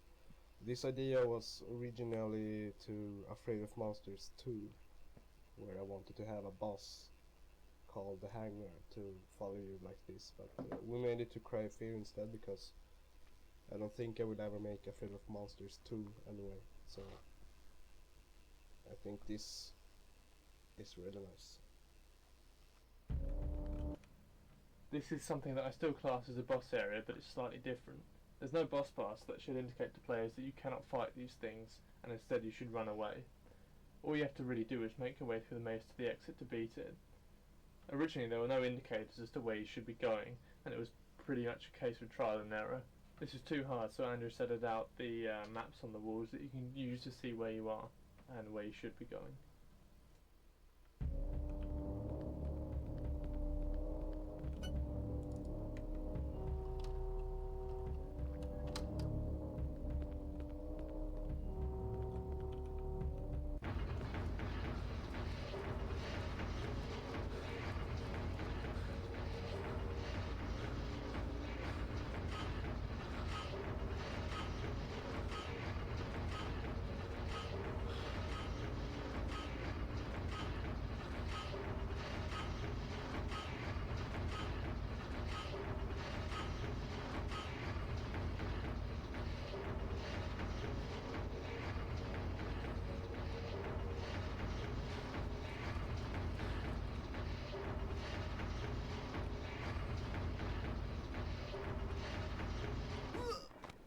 Dude.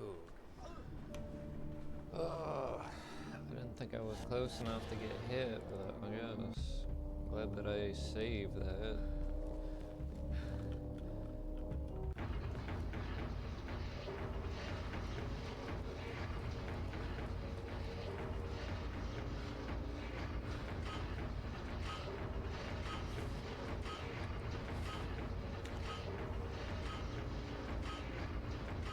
I don't exactly know how that would kill someone.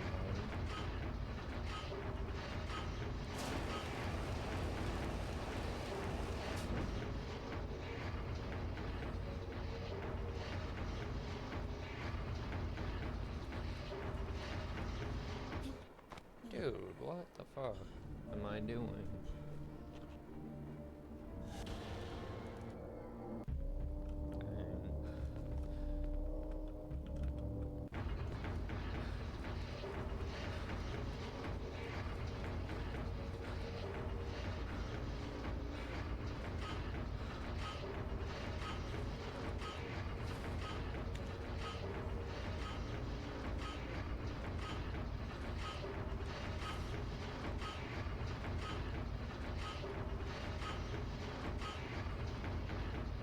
Not being patient enough.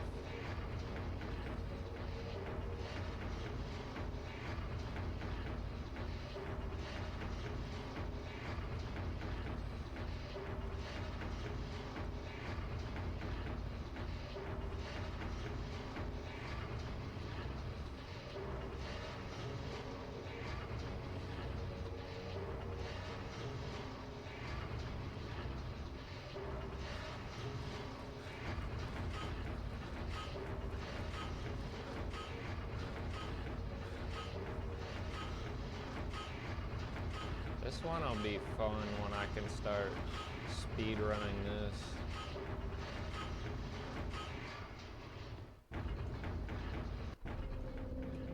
Yes, he suffered severe spinal damage in the accident. It's a miracle he still retains upper body motion. From the waist down, however, there is no nervous response at all. Not to mention the mental trauma he suffered.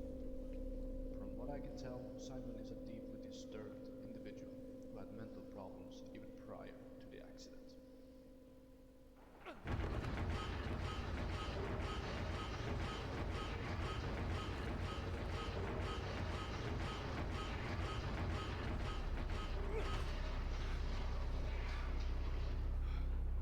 Holy fuck! Holy shit. That was close. Is he still there? What the fuck? Wasn't this where I came from? No. Something is obviously not right. I should hurry now before something else happens.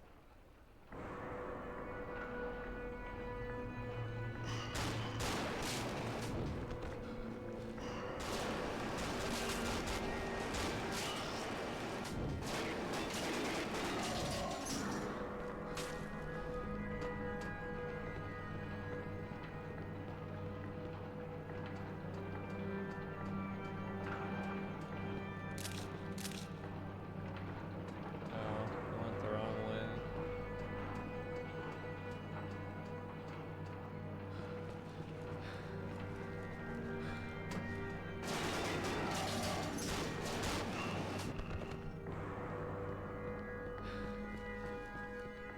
Should have been jumping there, but bee hopping.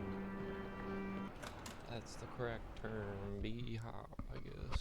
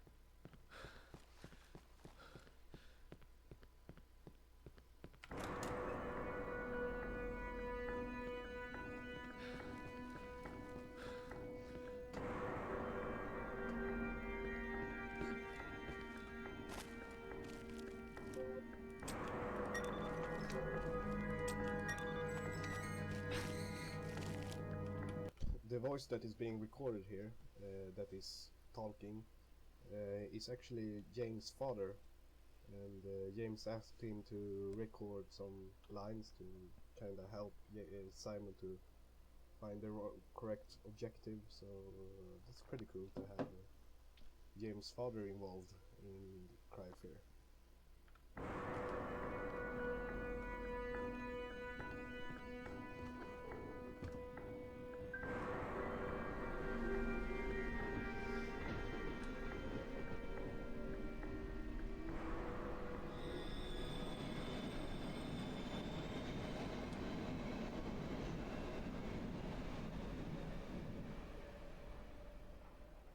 Bonafides playing Phasmophobia. No, he played that. Back to the train. Sitting here like a fool. How did I do Feels like it with my was chapstick? Just a few seconds ago I was traveling here. No, think straight. I got hit by a car, woke up, and these things have been trying to kill me since. I mean, what is actually happening with me? Mom keeps telling me to get home, but why? How would that solve any of the crazy shit I've seen? I can't even contact the police here. Everything is just fucked. Could it be that I'm just hallucinating? No, seriously. Am I? Or is there something else? I keep thinking back at that doctor guy. Well, he is crazy already. Could he have done something to me? Seeing as he wears a gas mask. Or is all this just not real? I'm confused. I'm just very confused. So many questions, but no answers. I'll see what happens when I come home.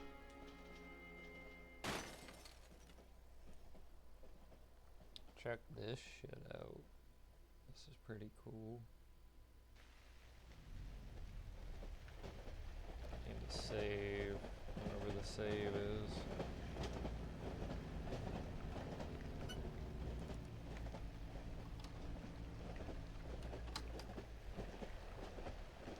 I want my feet back.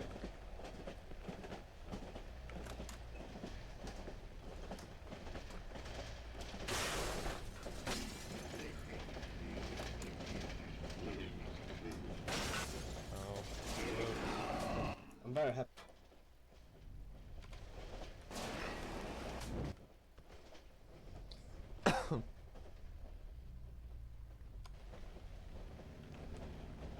I'm very happy about.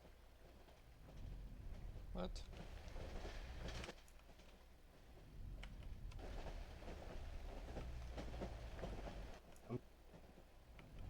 Is that one broken? I'm ve- Dang.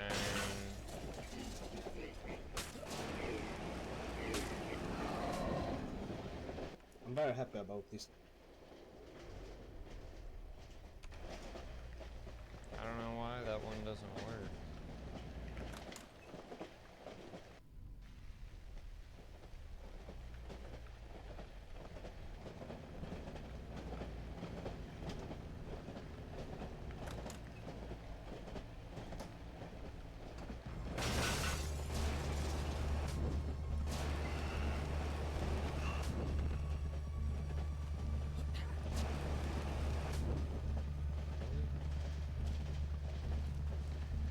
There we go.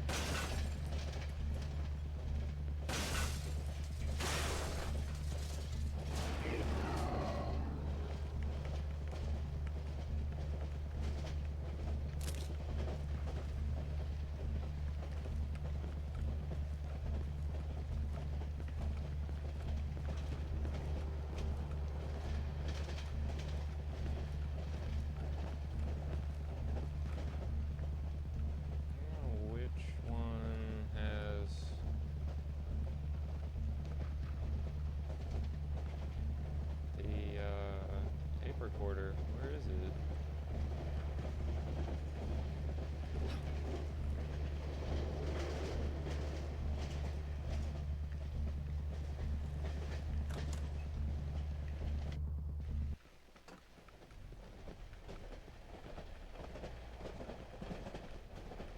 I'm very happy about. Oh.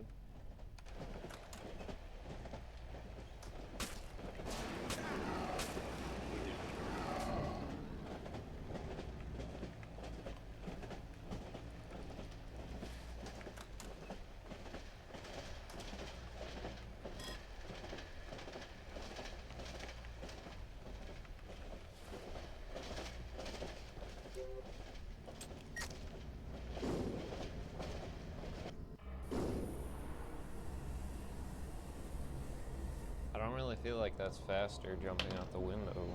You're already like halfway down the thing.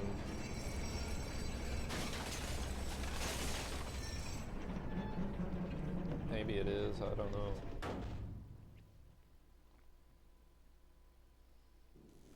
Shit. My back.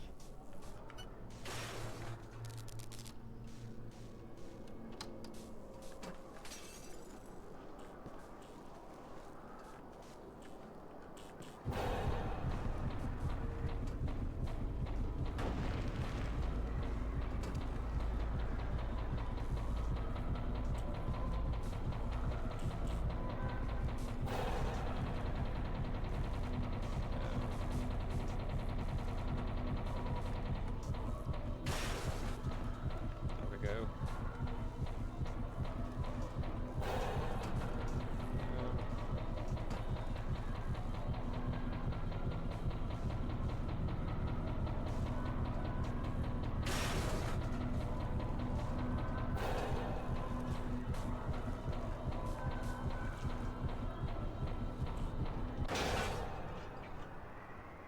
Hey, I'm alive. That's what I keep missing. At college, I was talking to some guys from my class, and I asked them about some ideas to cry fear. About like, I was talking to them about that I was making a train sequence. Then I asked them like, how do you think it should end? And one of the guys said, well, let Simon climb up from the broken train, the crashed train. And I was like, yeah, that's a nice idea. So then I came home and I started working on that, and now it's in the mud. So thank you from the guys from college.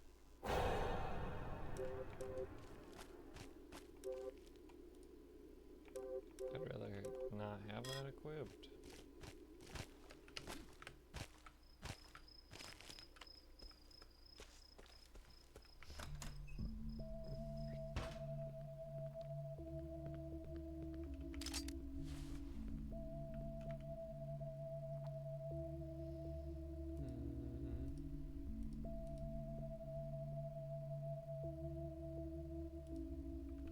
Great.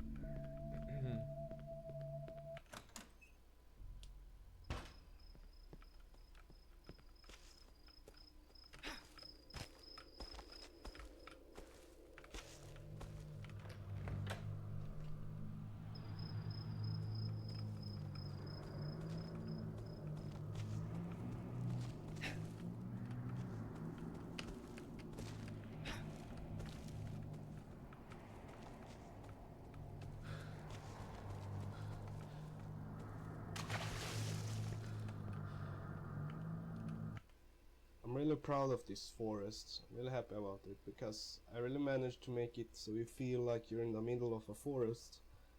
And I've always wanted to create a forest like this because it really looks like Swedish, typical Swedish forest. And I actually made the forest that's on my backyard. I went there and took a lot of photos, and I came home and started creating the forest. And I'm very proud of it. This is a forest I've always wanted to create.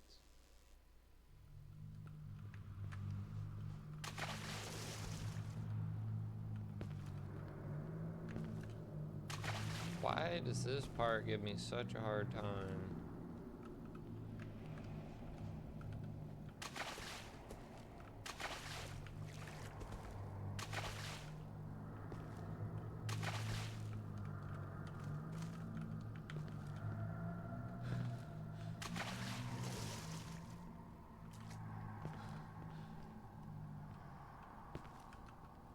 There's like... Is that what's fucking me up? That lamp? Apparently.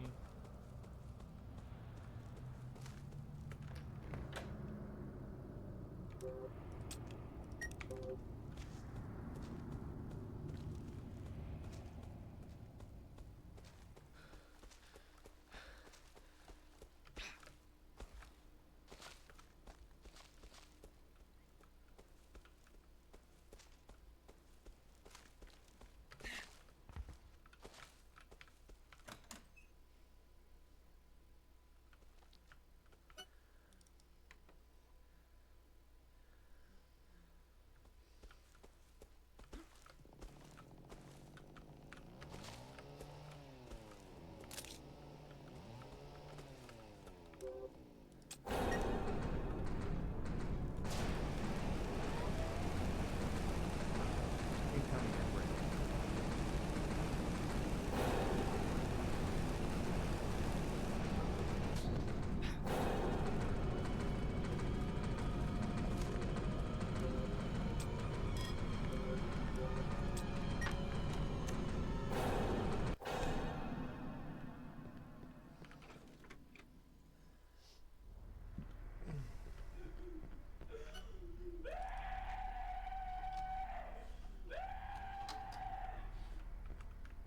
She's probably fine, right? Dude, that creeps me out so much.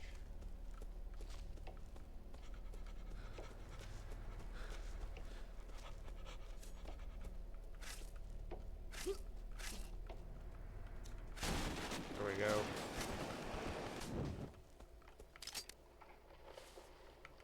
From the beginning, I had created this scene with the map. I was dropping the TV with a funk train on a funk breakable box, and it looked very shit because when the box broke, it just spawned a lot of gibs, and the rope kind of just disappeared. It looked shit, and the only thing to really make it look good was to animate it from 3D Max, and James suggested me to do that. Although I modeled the box, or I don't know if James did it, but James did the most work. I modeled the box, he kinda animated it to look like real ragdoll, and then Jordi helped us to animate the rope. So it was really a full teamwork thing here, which I really liked this part. Creating it was very fun.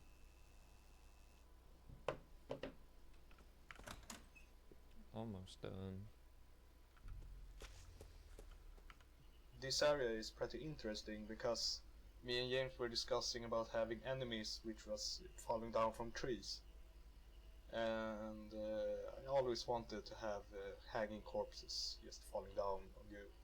I even wanted to have it in A Threat of Monsters, but now I managed to make it, and it's all scripted with map-ing.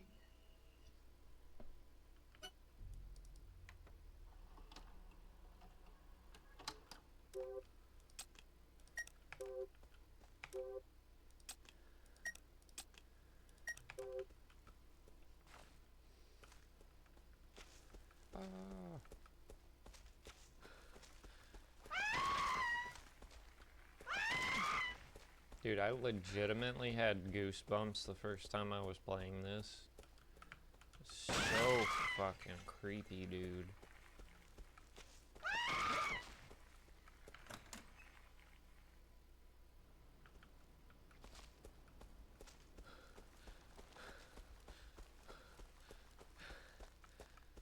The area over here was supposed to be like a realistic underground basement area, but as I was mapping, I didn't get bothered making it realistic, so I just made it unrealistic with this nightmare section. I wasn't sure if it will fit because it randomly just got surrealistic in the mod, but who cares? You know, the entire mod is not real anyway, so having this surrealistic area was pretty nice, and it adds some variations to the mod, and it was fun to do, and it's also fun to play, I guess.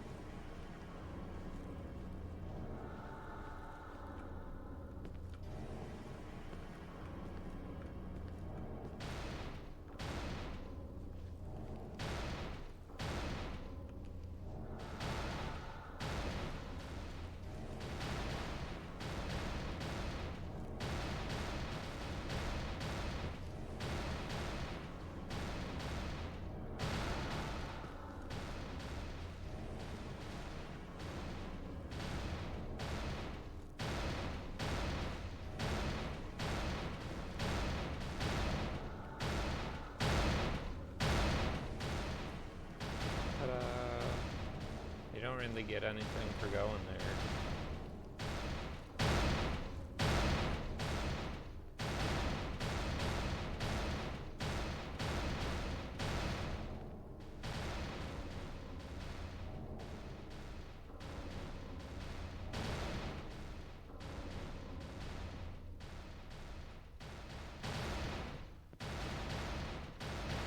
These doors will kill you.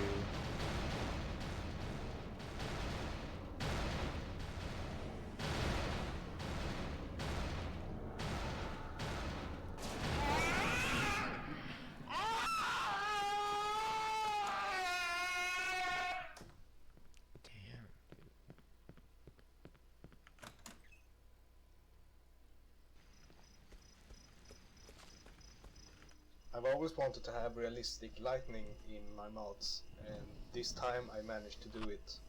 And how I made it was I recorded some real lightning outside when it was lightning, and then of the video I recorded I stopped frame by frame and recreated it in a model. So each frame of a model, each frame of the video was a specific model, and the lightning you see in the mod is the sky changing model every frame, like in the video I recorded. So I got it looking exactly like the real lightning from the video I recorded, and it was pretty tricky and also fun to do, and the result is fantastic.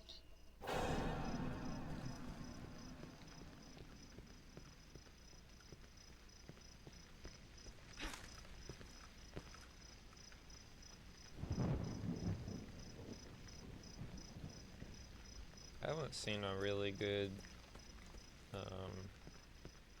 thunderstorm, thunder and lightning in a long time. It doesn't really rain Welcome where to I'm at. Mölnberg Mental Hospital. This mental hospital is very interesting because it's a hospital from a real place, and that place is Beckomberga, and it's a mental hospital pretty close to where I live, and yes, it lies in Sweden. And in the 1930s, that hospital was the biggest mental hospital in the whole Europe at that time. And this building right here is one building of the many buildings that Beckomberga contained. And this specific building is the only building that's left from Beckomberga, because everything else has been demolished. So the interesting thing with this building is that it looks exactly like Beckomberga in real life, because I was there taking photos and stuff, and you can see in the videocast of how I made it when I went around there taking photos. So I made it in real time in videocast, so you can watch it if you're interested in how Beckomberga looked like in real life. And yeah, have a nice tour in this hospital.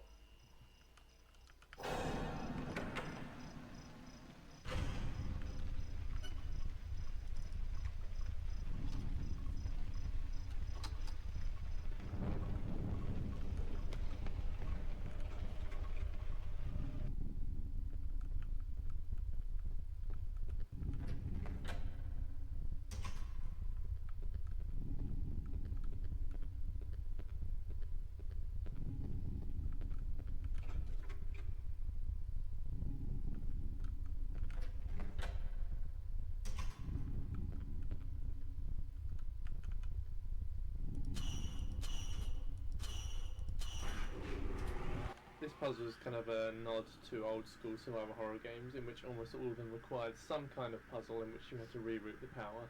In this case, it's simply moving all the poles, or whatever the hell they are, to the bottom position. Players can know that they're connecting the power by there being a spark effect every time that you move it to the correct position. I came up with this puzzle idea and I was sitting at the table with 4 pencils trying to move them independently of each other, trying to make it the hardest possible combination. However, if you know what you're doing, it's kind of easy.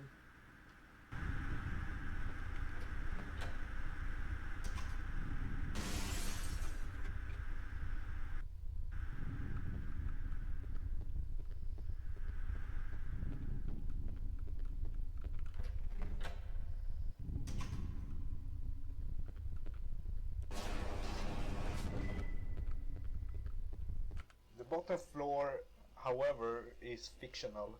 It's all made up, and the one who designed it is James. He designed the bowling hall, the bowling alley, and the basketball arena thing. We decided to keep it as the bottom floor, and the only thing that really looks like Beckomberga, the mental hospital in real life, is the other map, the first and second and third floor, and also the attic.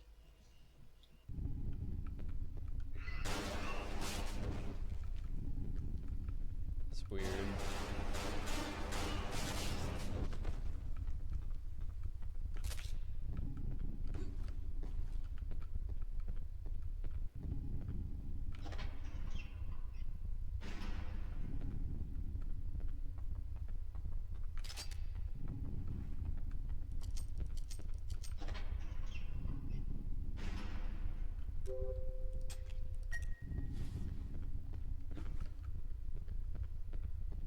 So I need to save, and then I can come back to here.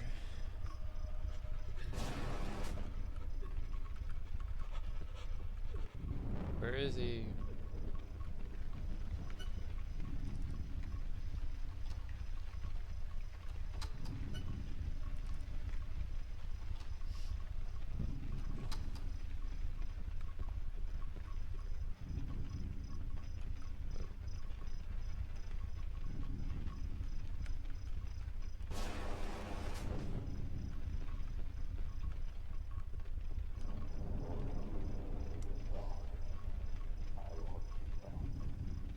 What the fuck do you want? You're crazy. Come closer. I'm close enough. I can't. There's a big fucking gate in the way. That's why I want you to come closer. I'll have to go. How? I need a gun. You got a gun. The subway. The guy you shot. Remember? I want a new gun. I guess I'll do the harder one first. Tired of all this. No, this is a gun in the bowling alley. Get it for me. Now. I know. I have it already. Good. Give it to me right now. It's mine. And Yes. And then I'll do no on the next one. There's no ammo in it though. Now, give me the key. Bang. I'm glad you know something. Now lay it down. Here.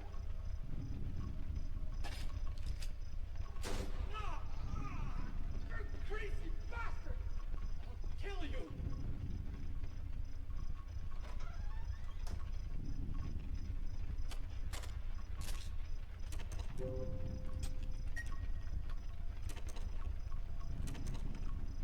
The interesting thing with this scene is that you can either choose to give the weapon to the doctor or to keep it. And what it really means with this option is that if you give the weapon to the doctor, it means you trust him. And that's why you get the good ending. And if you keep the weapon, it means that you don't trust him, of course. And that's when you kill him in the ending. That's, you know.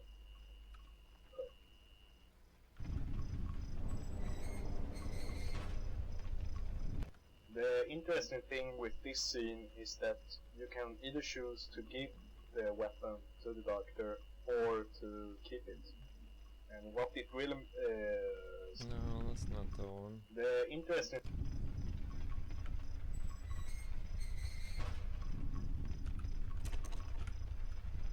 The more astute players among you may realise that the cutscene where you interact with the doctor about the P345 pistol that you need to get from the bowling alley is actually different depending on whether or not you have it prior to seeing him.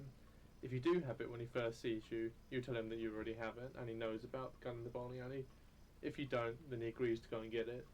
It's touches like this that makes me proud to be part of the Cryofear dev team.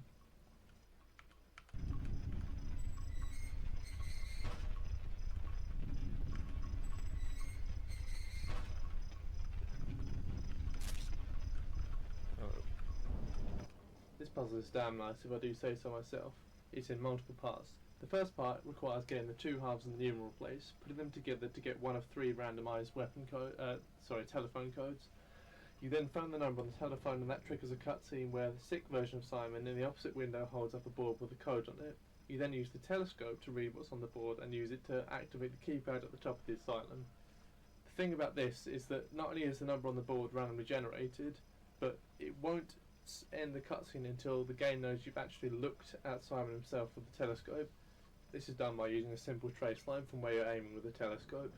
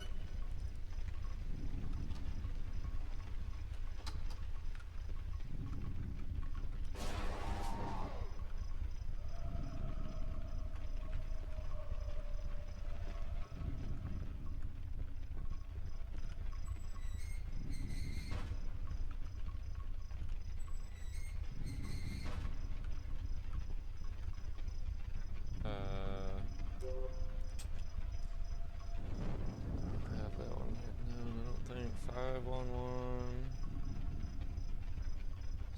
7 8 6. I did have that one.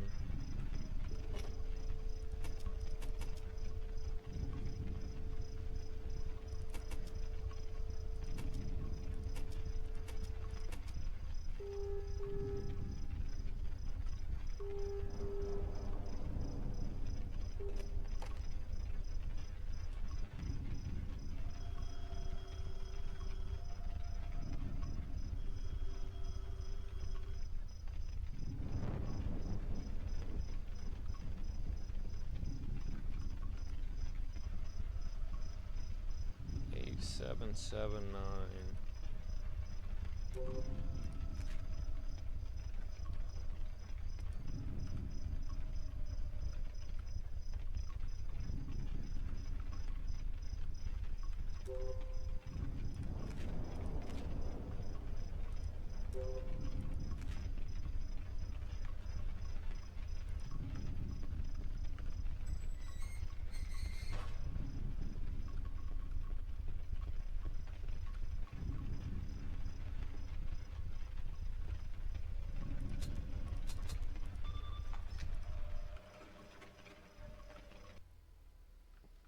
I don't know if I need a gun for this part, or can I just kill him with this?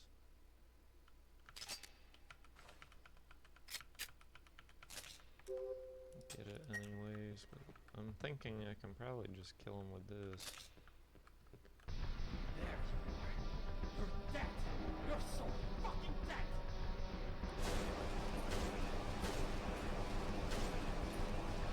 No, you can't.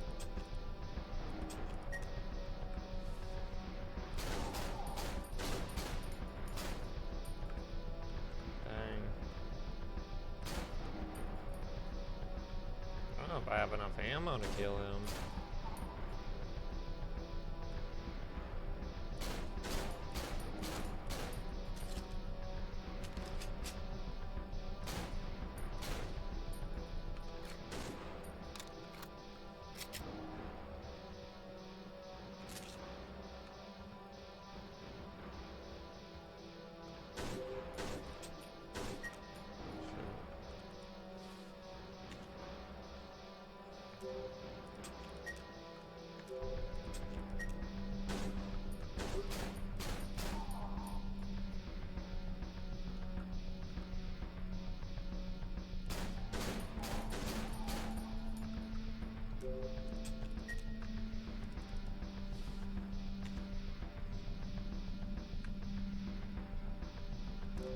Am I gonna die?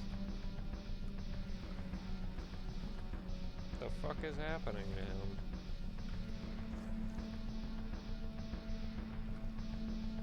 Did I just overdose on that?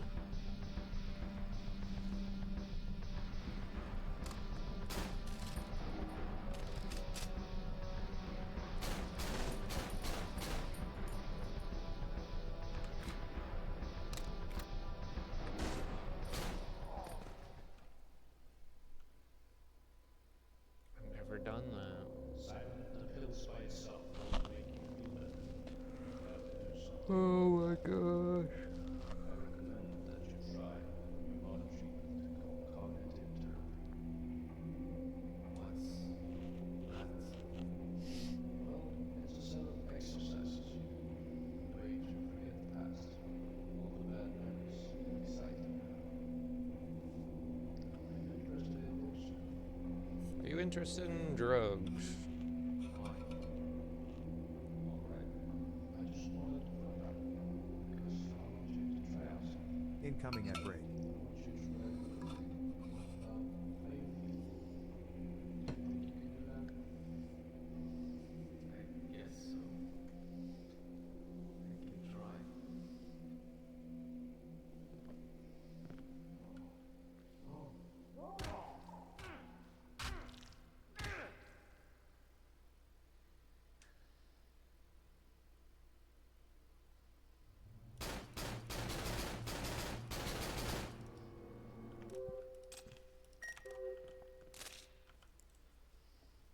Andreas, or Rumpel as you may know him, gave me an assignment on a Friday before I was going out partying in one weekend. He needed me to make some AI voices for the doctor that was to be used during this intense fight that you just went through. And if I remember correctly, I was compelled to finish recording before I went out, although I had already had a few beers. It started out really simple, like I always do, breaking down the lines I've been given and trying to reflect the scene with my own voice as good as possible. But as I'm not an experienced voice actor, I felt that some of my work did not have the quality I demanded from myself. So I improvised. For grunts and pain, I hit myself with a belt on my arm. For a darker and more scary voice, I'd smoke before recording and try not to clear my throat. You have to make do with what you can.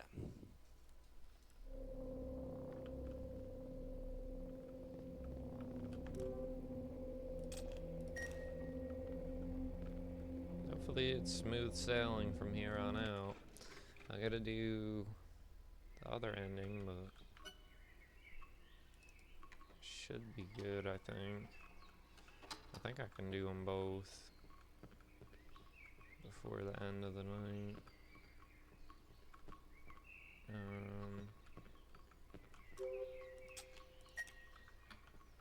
I don't think I can get that gun.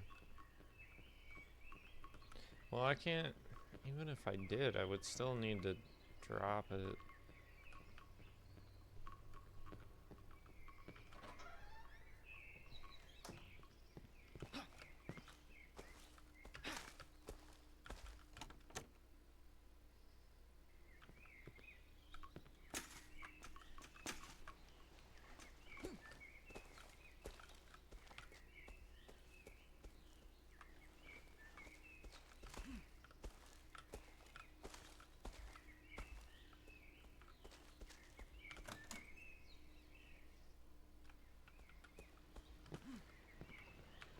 I really like this lake because it's also from a real life location, and that area is called Kyrksjön, and it lies very close to where I live.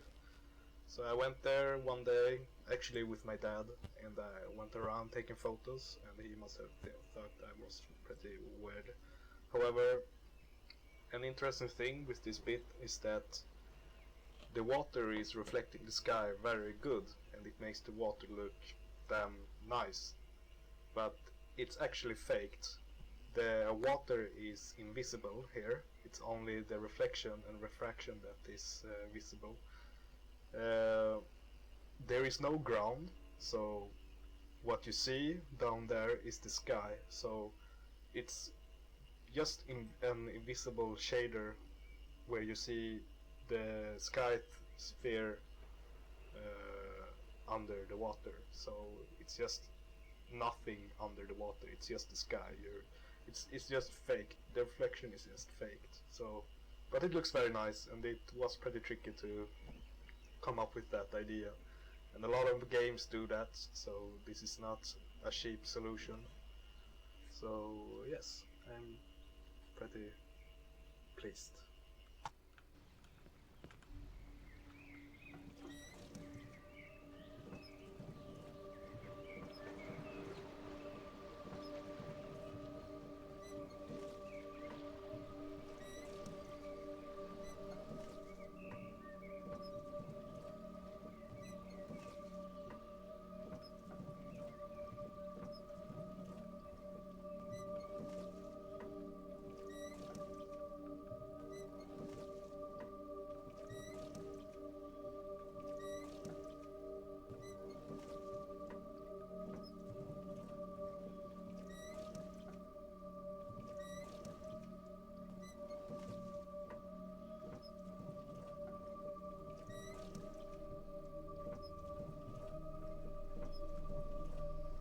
So much shit has changed since I was younger. It's fucking crazy how quick time goes by, man.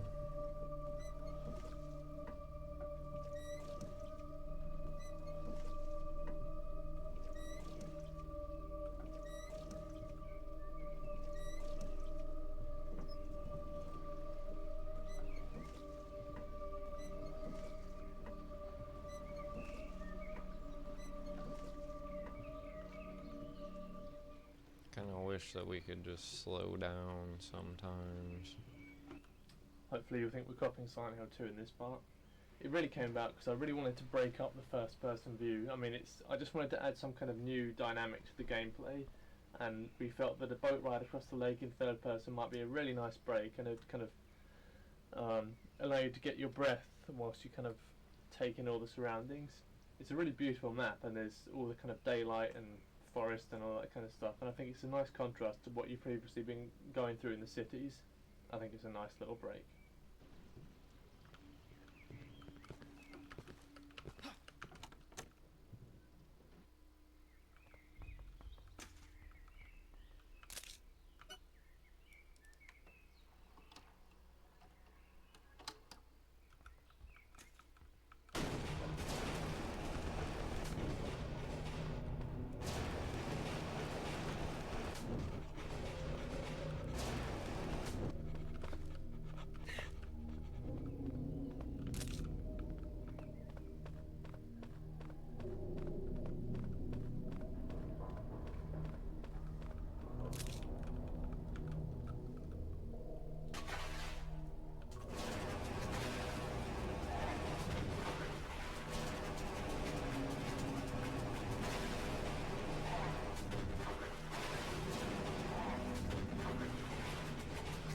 swimming parts are another way to break up the whole first-person view run and gun gameplay.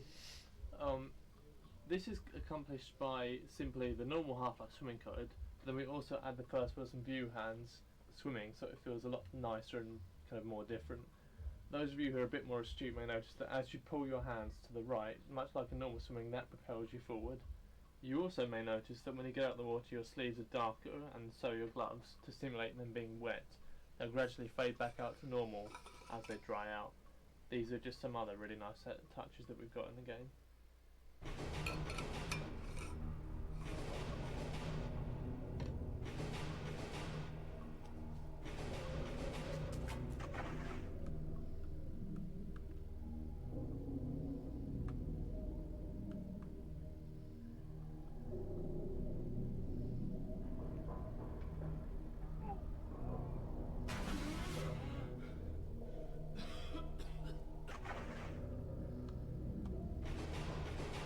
The fuck?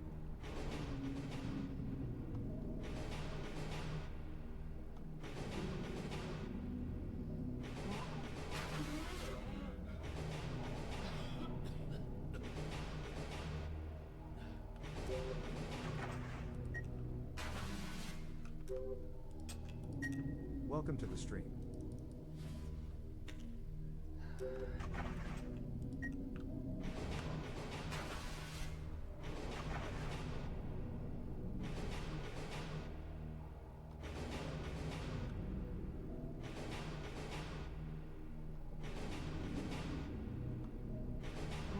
Oh, my stamina's gone.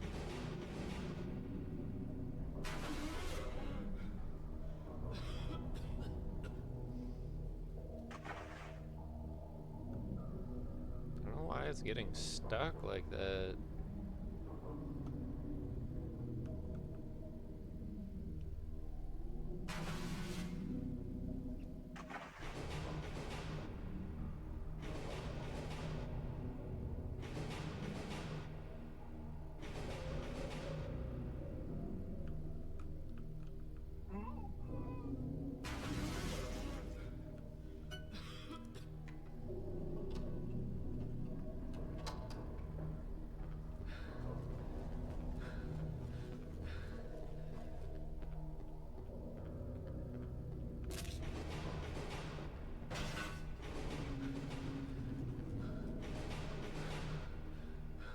Oh no.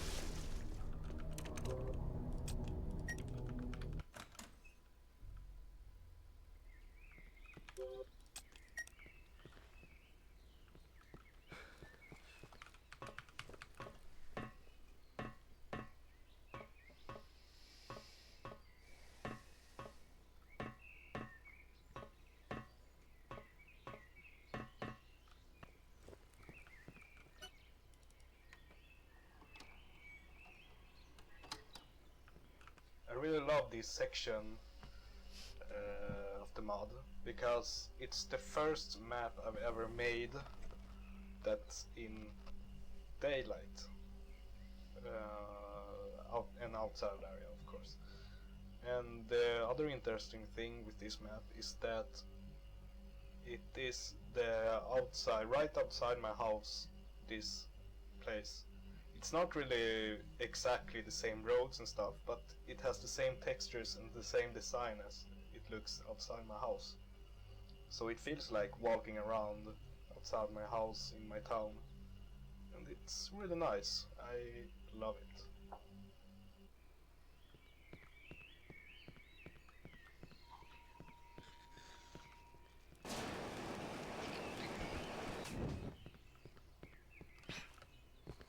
Come, bro. probably just bypass all of this shit.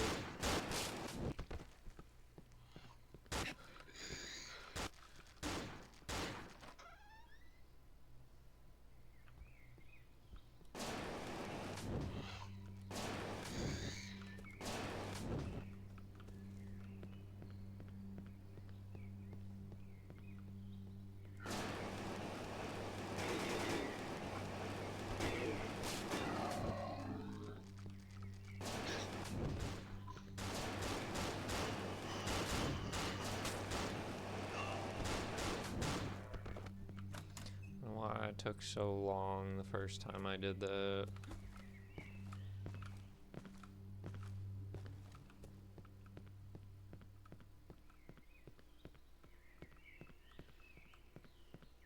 Finally home.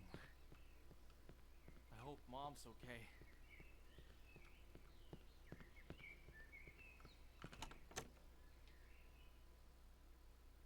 Mom?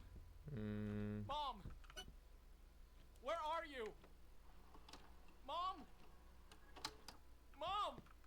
There's no thing.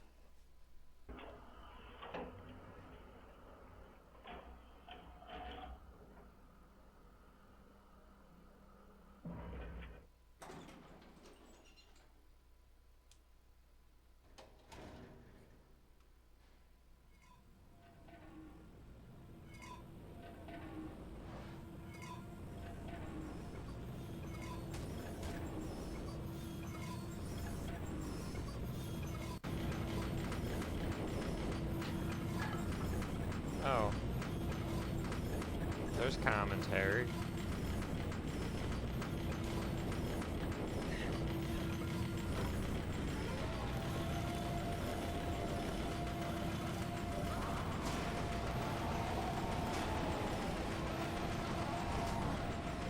This last kind of animated interactive cutscene was animated by myself, and if I do say so myself, I fucking love it. We wanted the mod to end with a bang, and we thought kind of strangling and punching this guy to death was a good way to do it, so hopefully you like it.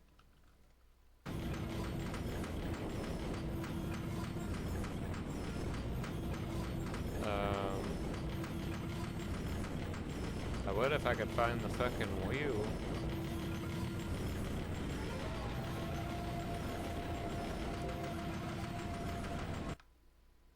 I gotta reload it. Or the game's gonna crash.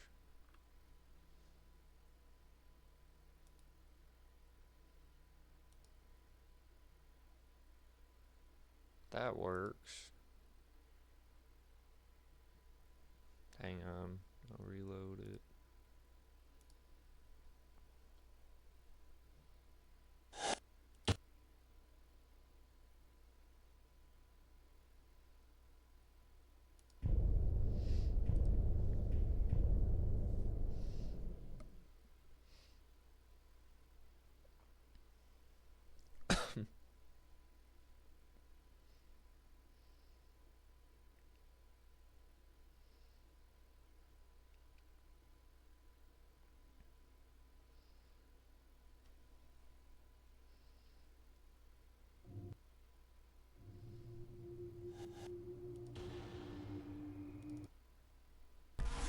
There we go.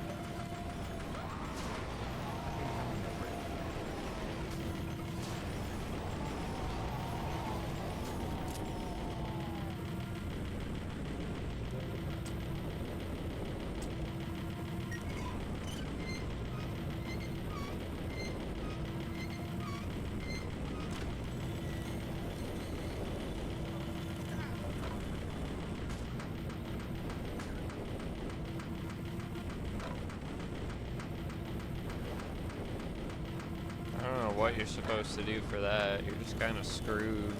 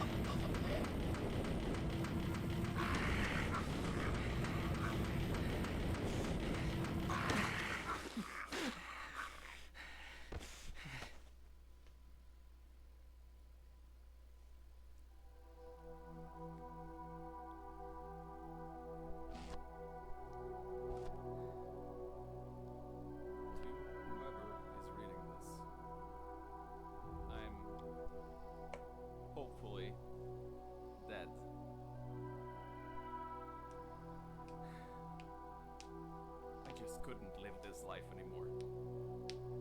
My paralyzed legs made me worthless, and I felt like an outsider ever since the accident. Anxiety and depression controlled my life, and there was no way out of this bottomless pit. My friends walked right past me. My family abandoned me. Nobody wants a cripple, especially one that needs your help. Fucking worthless. The only person that ever tried to help me was my doctor. He tried a lot. He is the only reason this book exists. Writing it has helped me put things into perspective, I think. But in the end, it hasn't really changed anything for me. I still felt like shit. I was still all alone in solitude. For now, if you're reading this, I'm sorry. There were no choices left. I made up my mind. Not everyone can be saved. I had to end my life. And I had to take my special person with me. Sophie. I wanted to keep her with me. I wanted to keep her all for myself. I hope her body is rotting away when you find her. This is my conclusion. This is my end. Farewell, everyone.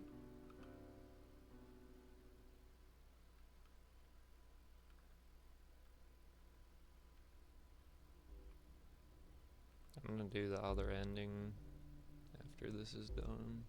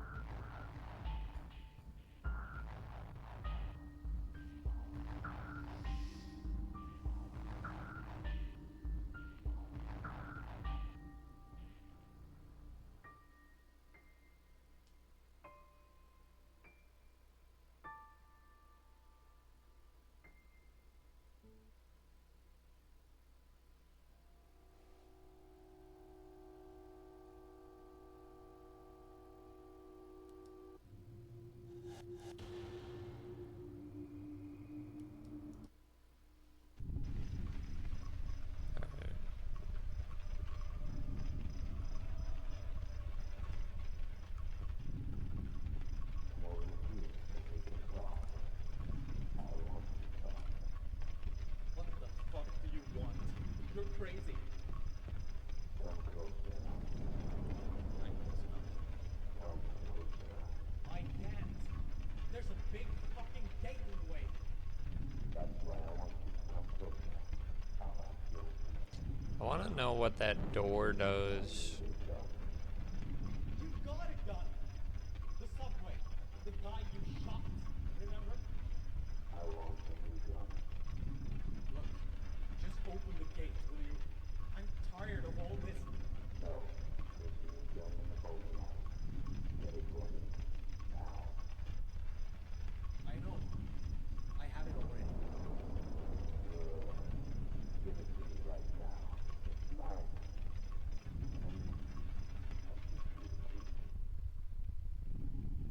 I don't think I can trust you. I will keep the gun. As I thought. There has been no change in you, Simon. There will always be. Take it.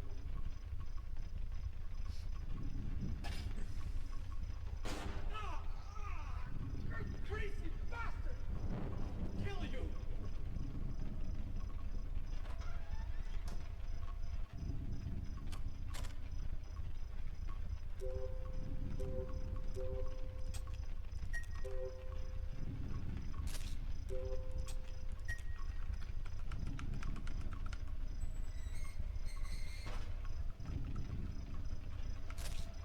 Well, I don't even need that, actually.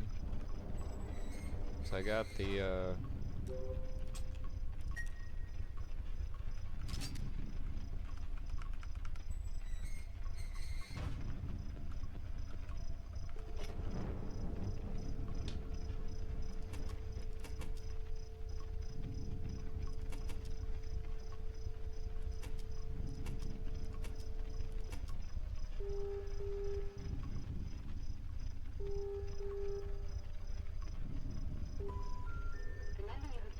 oh, apparently you do.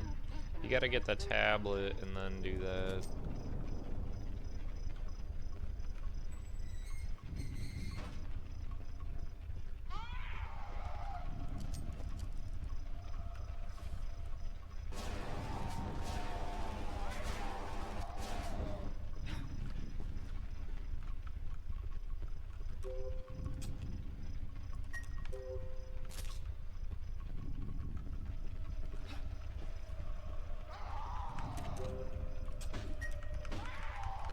Open.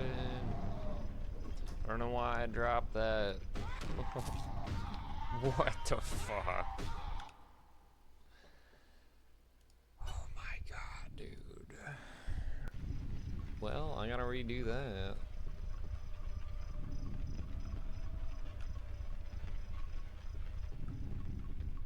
That was stupid. What the fuck do you want? You're crazy. Come closer. I'm close enough. Come closer. I can't. There's a big fucking gate in the way. That's why I want you to come closer. I'll help you open it. I need this gun. You got it done. The subway. The guy you shot. Remember? I want a new gun. Look, just open the gate, will you? I'm tired of all this. No. There's a new gun in the bowling alley. Get it for me. Now. I know. I have it already. Good. Give it to me right now. It's mine.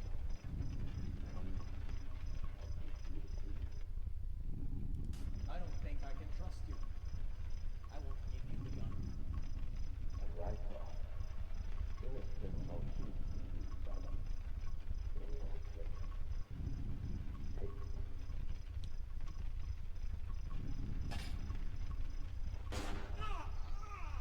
You crazy bastard! Kill you!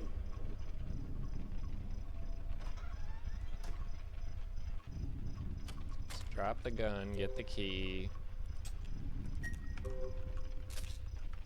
Get the other key.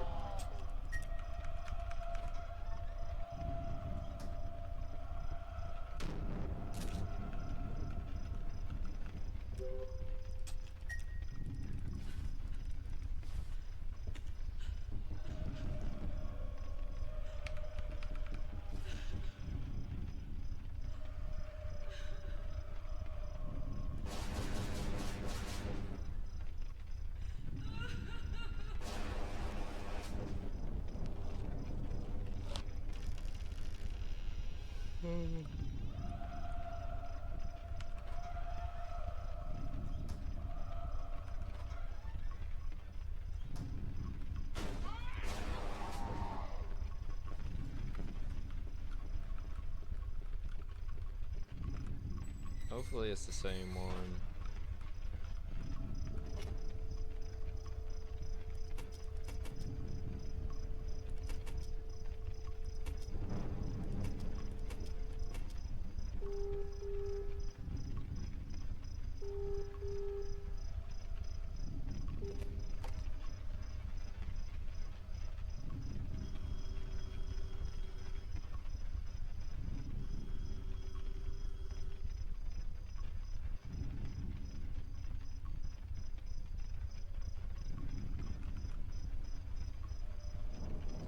E779.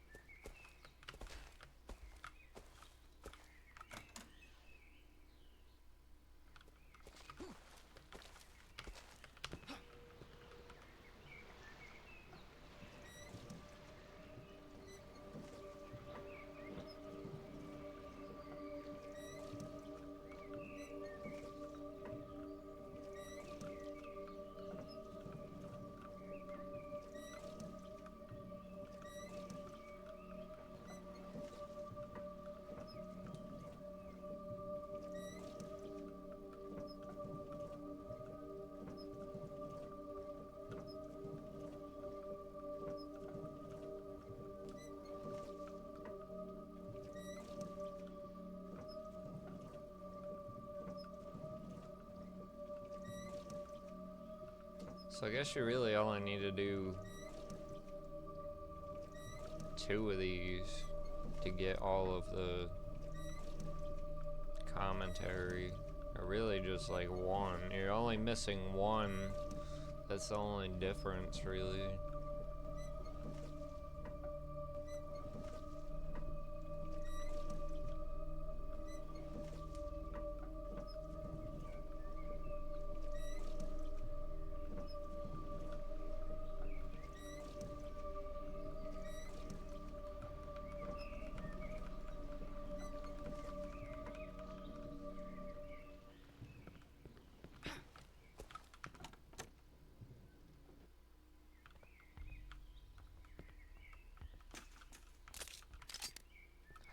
Don't want that.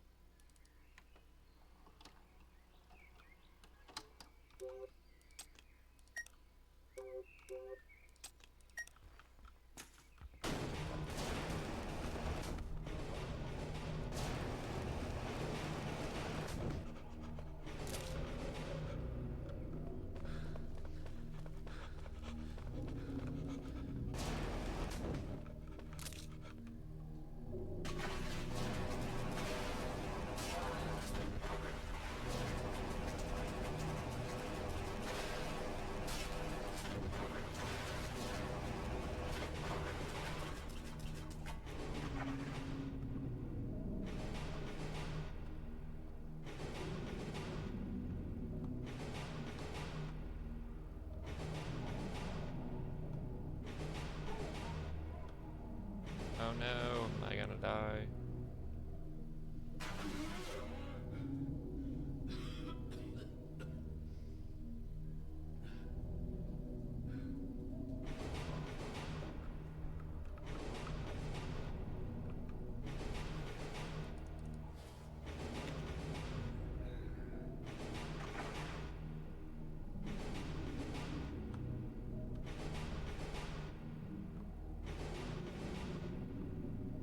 Did I just go backwards? Hopefully not. I don't think I did.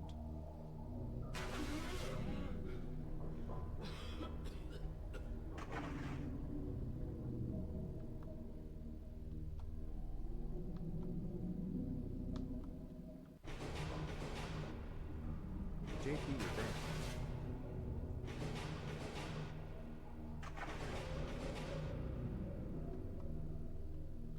Incoming at break.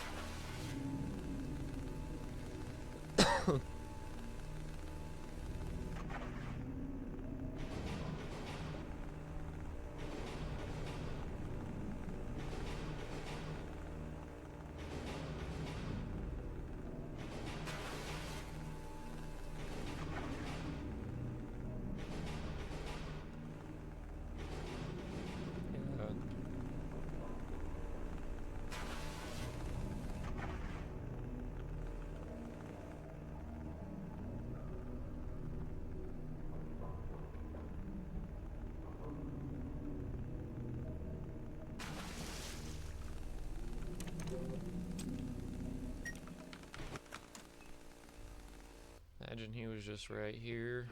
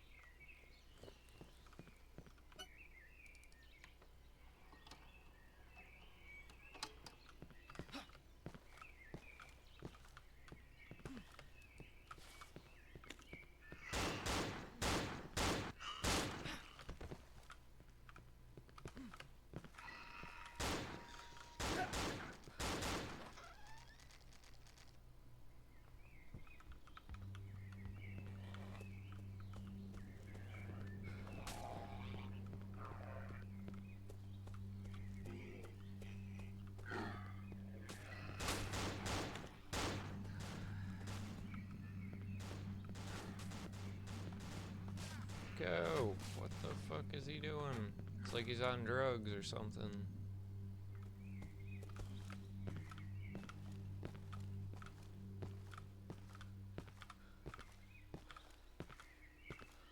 Finally home.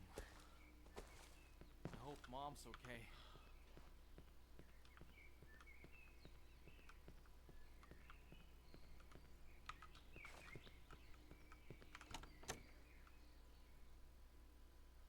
Mom? Mom! Where are you? Mom! Mom!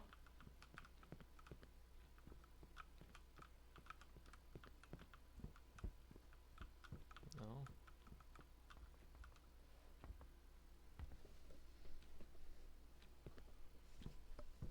So are there 3 different ones?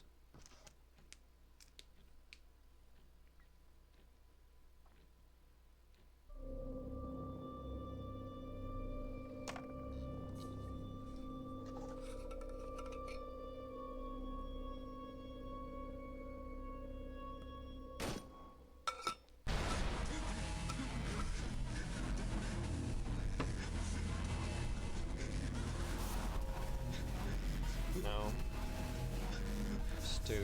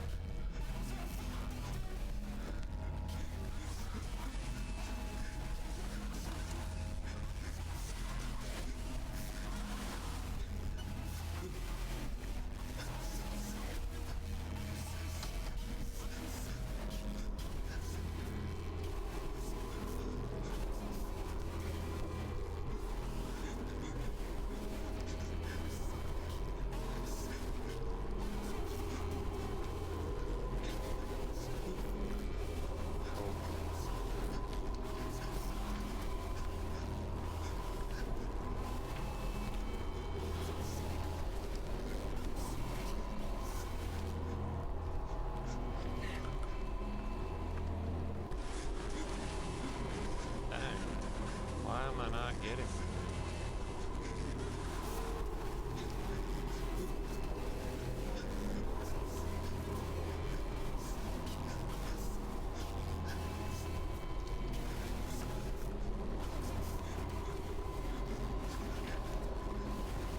Is this one different? They move them? I almost feel like they did.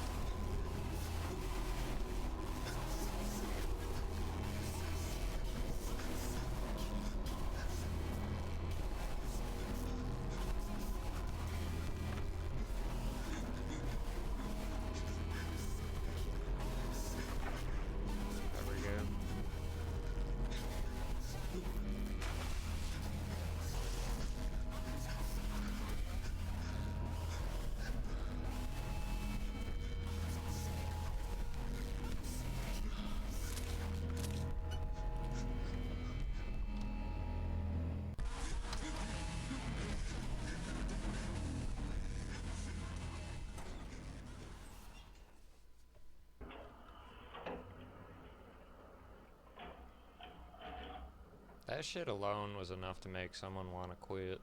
The climbing part there, if you don't play this shit much, it's not very easy to do.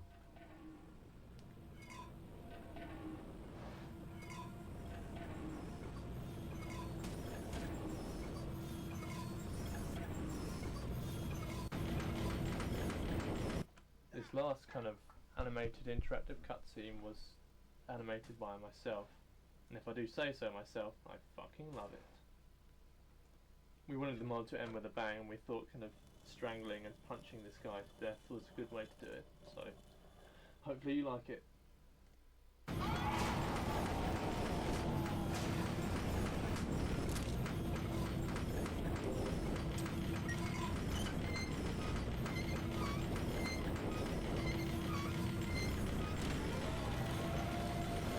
This last kind of animated interactive cutscene was That's animated interesting. by myself, and if I do say so myself, I fucking love it. We wanted the mod to end with a bang, and we thought kind of strangling and punching this guy to death was a good way to do it, so hopefully you like it.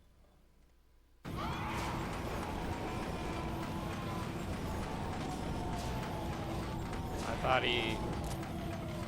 thought he might not die.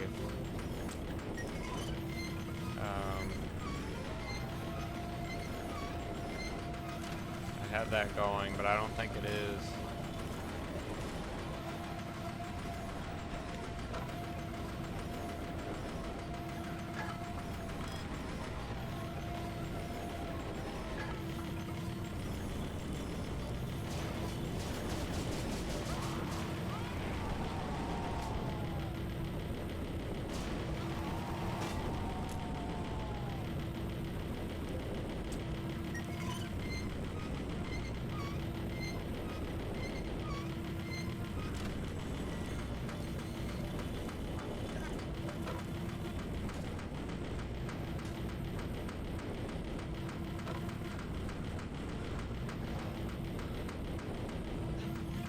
Like, I don't know how you can avoid that.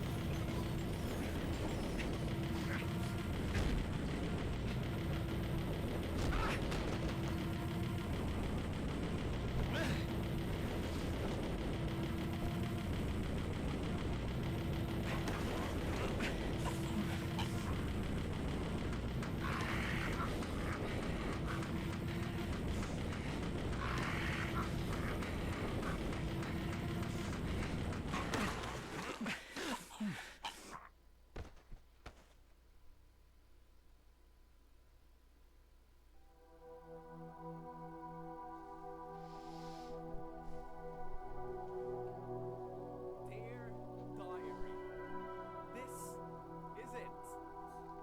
I have ended my miserable life. I couldn't take this shit anymore.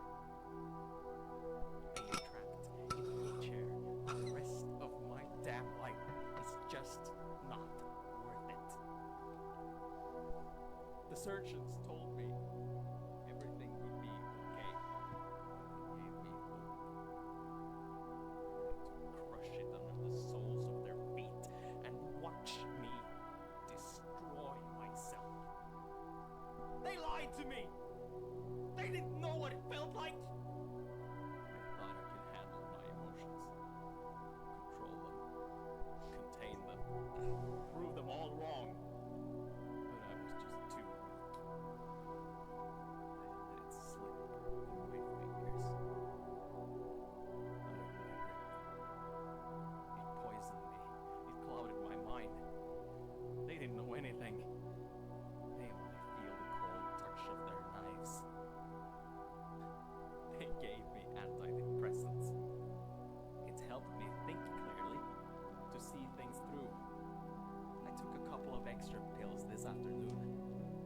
They showed me what I had to do in this short moment of clarity. They showed me that there was no one and nothing worth living for! They showed me how fake Sophie and my doctor were. How they were laughing at me behind their masks when I wasn't looking. Laughing at me, my legs, thinking that they are so good, that they're better than me, pretending that they care about me. It's all bullshit! The pills showed me the truth today. They always did. They opened my eyes. They gave me wisdom, and I acted upon it. So, I had to kill Sophie and my doctor, my mentor, my counselor. I had to take them down with me. They're not laughing anymore. Oh, oh, I wish I could have taken everybody with me. But unfortunately, my situation makes that impossible. To whoever is reading this, I hope my dead body will haunt you forever. Have fun scraping my brains off the wall. Fuck you! That's probably like the worst case scenario ending.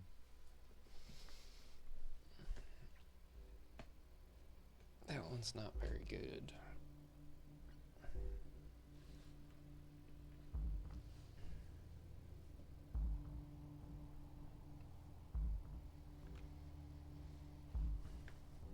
Yeah, I'm surprised that they didn't do more with the commentary. I thought that they would for sure put different ones on all the different endings, but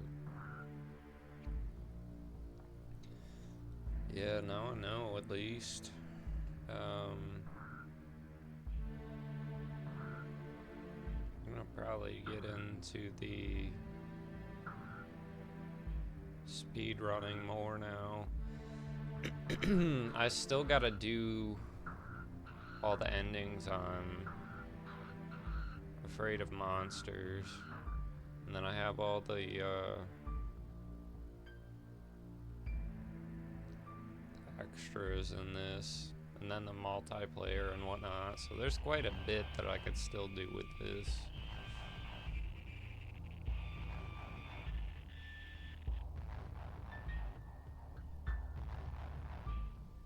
I mean, I'll probably cycle through which one I want to do.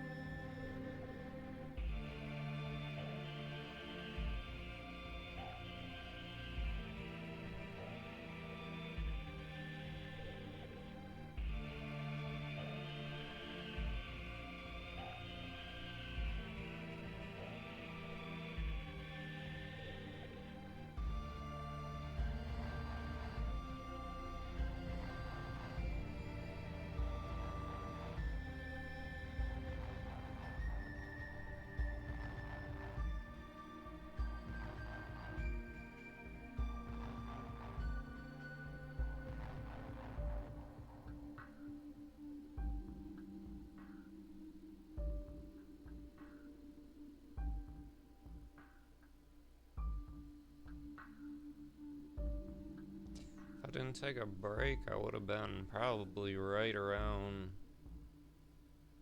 4 hours exactly, I think. close.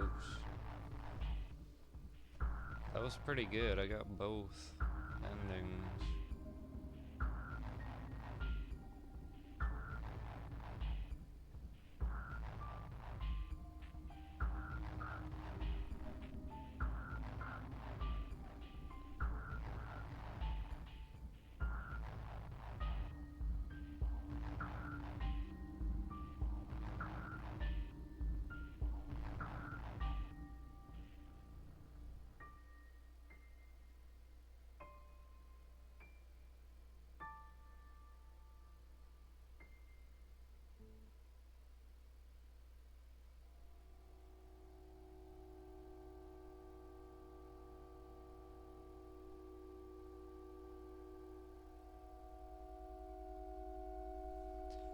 Alright. I'm gonna end it. If you give me a second, I'm gonna raid out, but if you guys haven't, please like, comment, and subscribe. I would appreciate it. If you also haven't, please check out my Twitch page. I've been trying to be more active on that when I can. I appreciate any and all support, and yeah, I hope you guys have a great night or day wherever you are. Take care.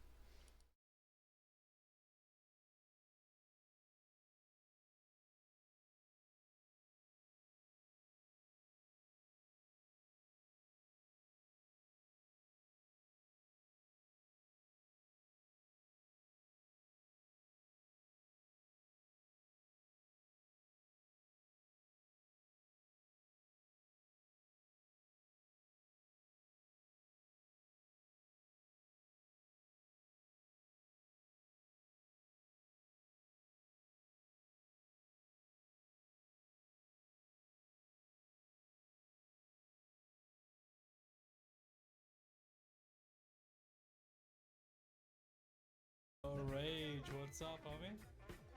Welcome in, welcome in. Oh shit, bites. What's up, what's up? How you guys doing? Hey, appreciate